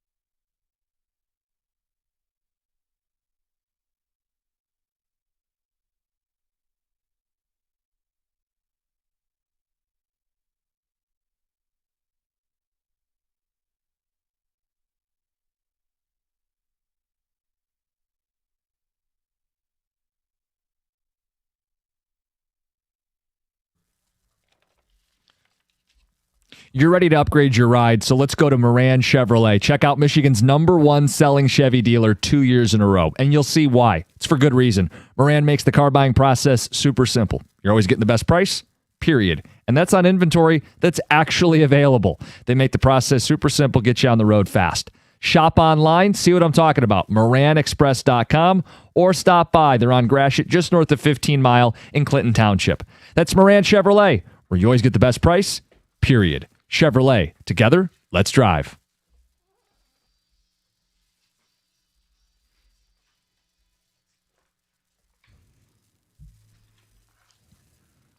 You got a little history lesson? Yeah, a little fun fact for everybody in the city of Detroit today. The city is 325 years old today. Happy birthday, Detroit. It was founded on July 24, 325 years ago, which puts it at 1701 by Antoine de la Motte Cadillac. Detroit. Happy birthday, Detroit. Yeah, 325 years young. Celebrate with a Sunday this weekend. Yeah, why not? I didn't know that. Do you know why it's called Detroit? Tell us. Because it's French for of the narrow, and it's where the river narrows. Oh, of the narrow. Detroit. Text says, John doesn't want sprinkles. That's good. Sprinkles are for winners. Go Bucks. Sprinkles are for winners. Okay. And kids. Surprised this name's not Dale. Oh, I want sprinkles. Oh, sprinkles are terrible. Why? There's a big sprinkle debate on the Why text. are they terrible? They add a little bit of texture. They're kind You of don't- chalky. Yeah, they're chalky. They're just When you nothing. eat them by themselves, I guess, but not when you combine them with whipped cream and ice cream and chocolate No, syrup. I'd rather have chocolate chips on Yes. there. Oh, if you want a crunch, do chocolate chips or, Yeah. or Greg's Nuts.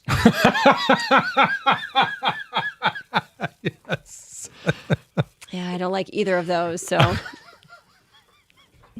That's surprising. Sunday is twist ice cream, peanut butter, nuts, bananas, and hot fudge. Whipped cream is disgusting on ice cream, and nobody does sprinkles. No. Oh, I tell you what. Now, you can do the whipped cream out of the can, which is good, but my wife makes by far the best whipped cream I've ever had. She makes the whipped cream. Oh, it's unbelievable. Yes, little touch of vanilla, whip the heavy cream. I would go as far as to say if I was drafting for a Sunday, whipped cream, understanding ice cream's a given, whipped cream would be my #1 pick. Yeah, I mean, okay, hot fudge sundae by definition only has to be ice cream and hot fudge. But whipped cream seems to be kind of one of the non-negotiables for me. Yeah, I would think so. Trust me, I'm not going to turn down a hot fudge sundae without it, but I will turn one down with sprinkles on it. No question. We have some cameos that people wanted to highlight in Detroit sports history. Because for Patrick Kane, the story for him is he came here, he hit a couple milestones, right? 500 goals, all-time point scorer in American hockey history. But there are so many that come to mind when you talk about short stints, cup of coffee, 3 years or less. Allen Iverson coincides with the end of the going-to-work Pistons era. He wasn't particularly good here, but it was memorable. Sure. What else we got? Mike Vernon, we brought him up. He was on the Cup team in '97, was the Conn Smythe winner. Luke Robitaille also goes in with Brett Hall, that 02 team where they were just stacking vets. Dominic Hasek, although he was here 4 years. Dante Culpepper. Yeah, my quarterback that year. Juan Gonzalez. Prince Fielder. You wondered if Prince Fielder would get some love. I texted Rieger last night about this because he's big on the list, and he brought up David Price. Okay, yeah. David Price. Sure. Memorable name. Yeah. Fun fact, Drew Carey has been the host of Price is Right longer than Bob Barker. And worse the whole time. Well, so he's been the host since 07, I believe. And that's not true at all. Yeah, I didn't think that was true. And why do you say that? Has been the host longer than Bob Yeah, Barker? Bob Barker was the host from 1972 to 2007. Not even You're close. just making a joke that I guess. Yeah, Drew Carey's been worse the whole time. I agree on that. A lot of feedback on, what was the band? The String Cheese incident? Yes. Yeah. Jimmy, our boss. Big fan. Yeah. No way. Has seen him. He said he's seen him 6 or 7 times. I never even heard of this band. It's polarizing because on one hand, we're getting responses like it's garbage, it's stoner rock, it's terrible. They'll go on for 30 minutes at a time just playing random sounds. Now, I did play 4 or 5 songs, We did. and I only heard a couple words. There was a lot of instrumental. true. Interesting. But some people love them. They say swear by them. And as for who could have a string cheese incident, someone who's lactose intolerant. Oh, yeah. Yeah. Mm-hmm. Yeah. Controversial. Could be an incident. Yeah, Yes. you might end up in Heather's News, You could. You could, certainly. along with the cyclosporiasis outbreak. I apologize So if you sick said of it. Did you see the Deal or No Deal text for the game shows? I've been sifting through. What was it? It would be for John because it had 26 hot chicks on it. Is that the briefcase one? Yes. Yes. I like Deal or No Deal. The answer is yes on all 26, John. That's not true. That's not true. I did see it a couple times. I was like, could do better.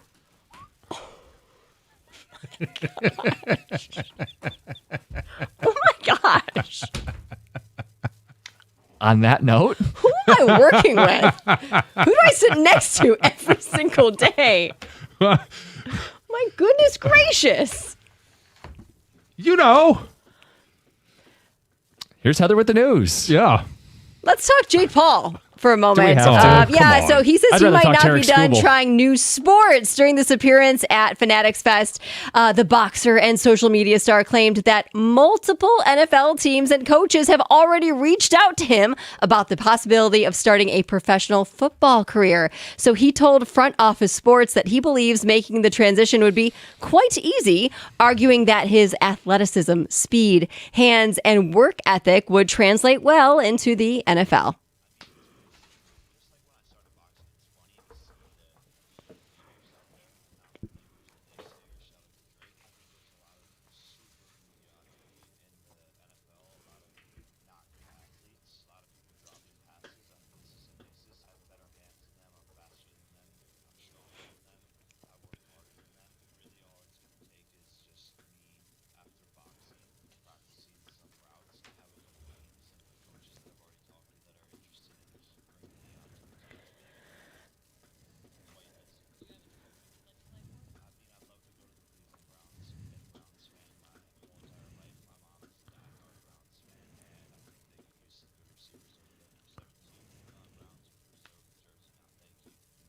Please go to the Browns. That would be awesome.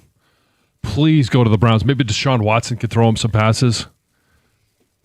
I'm going to go practice some routes. It's easy, John. Yeah. Mm-hmm. You guys, there's a New York City woman who's going viral after revealing she canceled a first date because she didn't like the restaurant that her date picked. So this woman, she's 29 years old, like an influencer comedian. Her name's Savannah. She said she's looking for a long-term partner and believes a man's restaurant choice says a lot about compatibility. So she apparently matched with this man on a dating app, but says that there were already concerns about his communication and planning before he suggested what she described as a casual Lower East Side restaurant. So in this post that went viral, she says she prefers upscale spots with white tablecloths in the $3 sign category. You know, when they tell you how expensive they are. And she considers that part of her dating standards.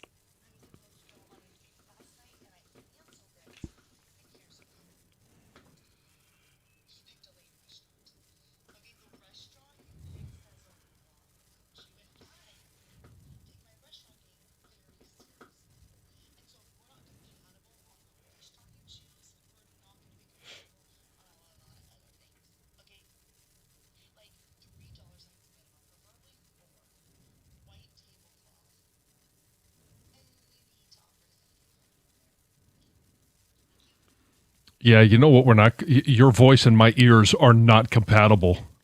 Yeah, bullet dodged. Jeez. I think there's something to be said for picking a good spot for the first date, but they have the expectation that it's got to be white tablecloth and Right. send a car. Who are you? Yeah. That's unbelievable. Again, yes, pick a good spot. Yeah. And, But- and a good spot might be a cheap spot. Yeah. Yeah, lots of people online are calling her entitled. and she's getting lots of backlash for that. That'd be the nicest thing you might say. Come on. LSU head coach Lane Kiffin says that he has one major regret about the way he left Ole Miss following last season. So speaking with ESPN, he admitted he wishes he had simply walked away after the Ole Miss athletic director told him he wouldn't be allowed to coach the Rebels in the college football playoff after accepting the LSU job. Instead, he says the situation became messy as reports surfaced that he wanted to stay on for the playoff run. He created confusion and distraction around the program itself. But even so, he says he doesn't regret taking the LSU job itself. He said it was the right move for him and his family. Yes, and his bank account. Sure. Yes, that too, which would the right move for a family would be more money. Yes. Could be. Yeah, It's lots better of more job. dollars. Yeah, more money. Let's see. Former NFL kicker Jay Feely is headed into politics, and he's there. Well, yeah, he is there. He's actually facing off against a familiar face in the general election for Arizona's 1st congressional district. So he was a kicker in the NFL for 14 seasons. He's a teammate of mine. Oh, really? Michigan. Yeah, including 2 with the New York Jets. And I bring up the Jets in particular. He won the Republican primary and will now take on Democrat Amish Shah, I think is how you say his name. The twist here is that Shah served as the Jets team physician during Feely's time with the organization in 2008 and 2009. So, yep. Small world. Yeah, very small world. So, wish Jay the best of luck. I talked to him a couple of weeks ago. I was trying to connect with him when I was out in Arizona. But it just didn't happen. But so it good luck sounds to him. like at this point the race is considered a toss-up, Mm. but the winner could play an important role in determining control of the U.S. House of Representatives. So there you have cool. it. Yeah. It's Heather with the news. A rare Friday appearance with Tiger manager AJ Hinch. Talk to AJ next. It's 97.1.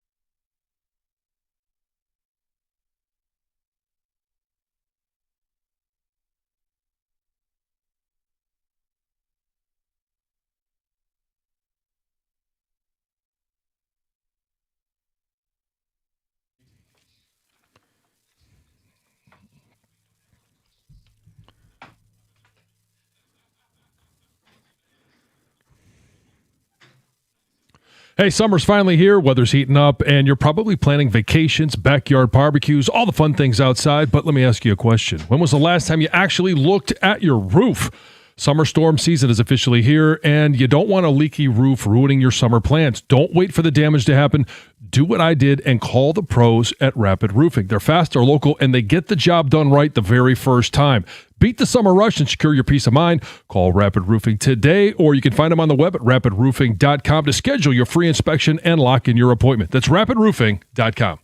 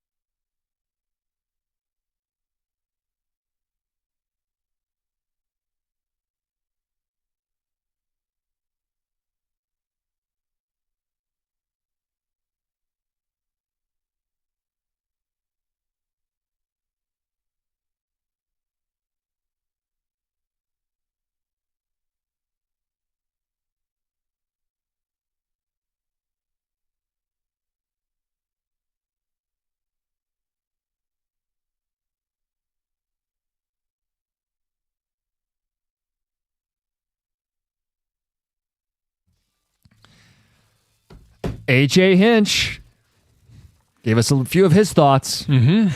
What stood out to you? I mean, we're not going to hear anything from him about the trade deadline other than, hey, we're fighting our butts off to make this a hard decision. And they have.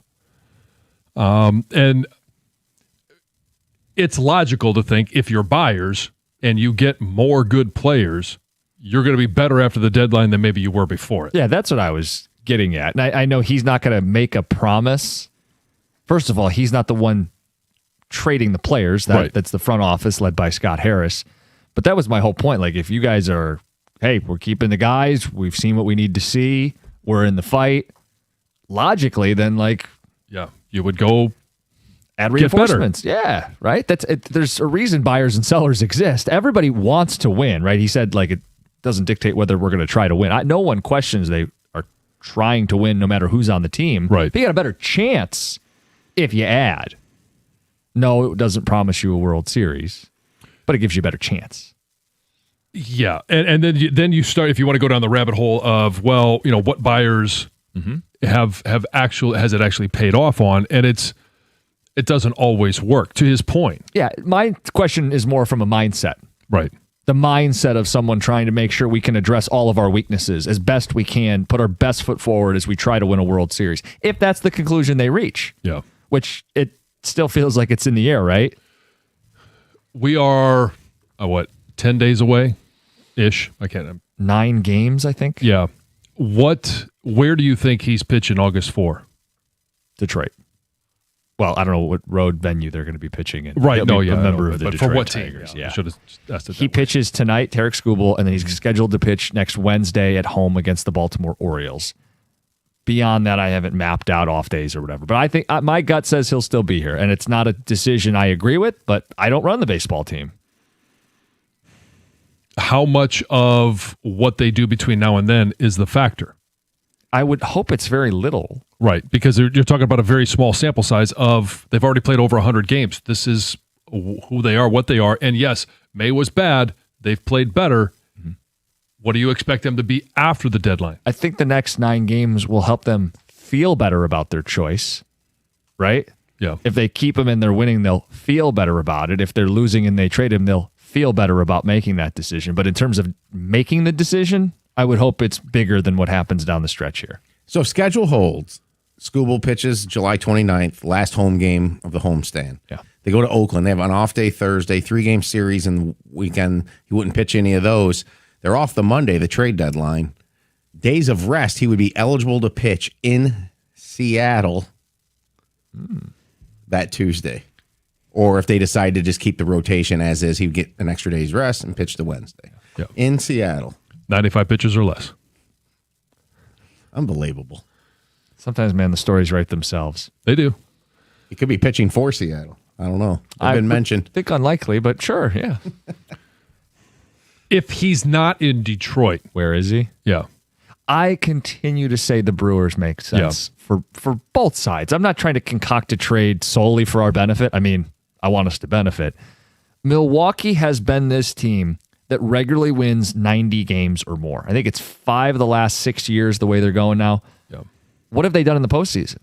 First round exits, wild card exits. They haven't won a game in the NLCS in this stretch. So it's a team that I think should have a level of desperation. And they have 6 top 100 prospects. All of them are hitters. Yeah. And they've got some young arms. If that's a contention the Tigers, want Gotta to hold get back. to, they feel like a good trade partner. That's and when we did that, you did the tiers of, hey, teams across the leagues that have been 60 or more years without a championship. One of the things I talked about was, they have Mizorowski, who is lighting the world on fire right now as a right-handed pitcher. Why wouldn't you want to go out there and pair him with Tarek Skubal? Yeah, it's kind of the dream we had in the perfect storm for our team was throwing Valdez and Skubal right, each in a 7-game series. They could do it better. Yes. And they've positioned themselves better, which is why they're going to be a buyer, Milwaukee. And we have no idea what's going to happen with the Tigers. Next week, big week, final week before the trade deadline. We have tickets to give away next week to, Tom, what were you telling me? Rush? Rush, is that every day next week? Yes. Every day next One-syllable week. bands. Play that game. 5 chances to win every day next week. Always in a hurry. And they're going to be at LCA? Where are they playing? LCA, yeah. Okay, sorry. I should have wrote this down. This is on me. That's all right. He's like You're tuning me breaking out. news to me. He's already into the weekend, and Yeah. I should have wrote this down. But yeah, that's something to look forward to next week. We'll have some giveaways. Awesome. I'm going to say Atlanta for Scooble. I think it makes so much sense for them to go at the Dodgers.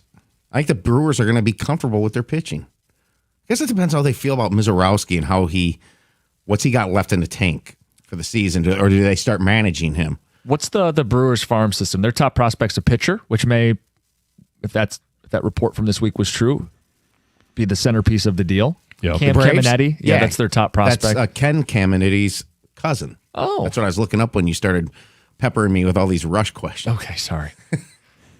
Jimmy Powers will be pretty happy. Atlanta guy. Well, it would be a redo, only opposite of Smoltz and Alexander. Right. Yeah. So do Nearly we 20 get the years later. Smoltz in this scenario? Yeah, he's a lefty, supposed to be MLB ready in 2027.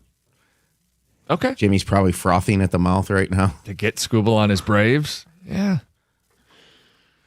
Well, you can understand why a manager wouldn't want to be on the side of I got to lose my guy mid-season.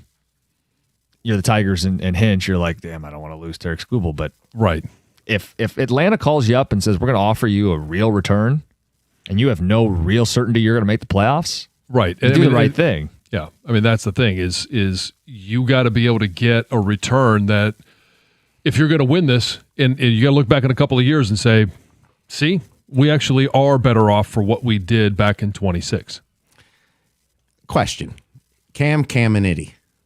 Is that a D-bag move by his parents to call him that? Cam? What's his full name? Cameron? It is, but I'm just saying in terms of, there's other names like that, like John Johns. There are John Johns out there. It's not like, what was your word? D-bag. No, it's just not creative. No, I Cameron Caminetti? Actually, but he goes by Cam. I understand that. Well, it also rolls off the tongue. Yeah. No, I think it's Sounds like a used car salesman or something. Cam Caminetti Automotive. Yeah. Hey. Already what's trashing that? the guy they're trading him for. I was going to say, this negative sports radio led by this guy Yeah, over here. sometimes they relish in negativity. Gator, I'm sure there's plenty to talk about today on the show. How you doing? I'm doing well. Certainly after the game last night. Whew. That was a little bit of a roller coaster.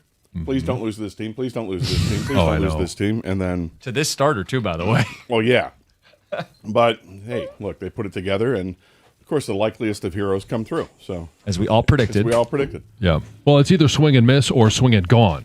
Well, we got a little bit of a track record now on our show where we start to kind of dog some players a little bit. And the minute we do that, they produce. And we did it with 2 guys yesterday. All right. And they both produce. Well, you won't be on the air before the next time Valdez comes on, so can you dog him today? I mean, we can, but I'm not sure if that's going to work. I don't know if that's how that jinx works. To be explored. Well, I mean, I think it should be a scientific experiment. It's something that if you are starting to see the signs of this, then you should put it to the test. Fair enough. I think people could text in the next player they want you guys to like reverse, fix, get on track. I don't need a text. Oh, I've you got had a it name? with Cole Keith. Oh.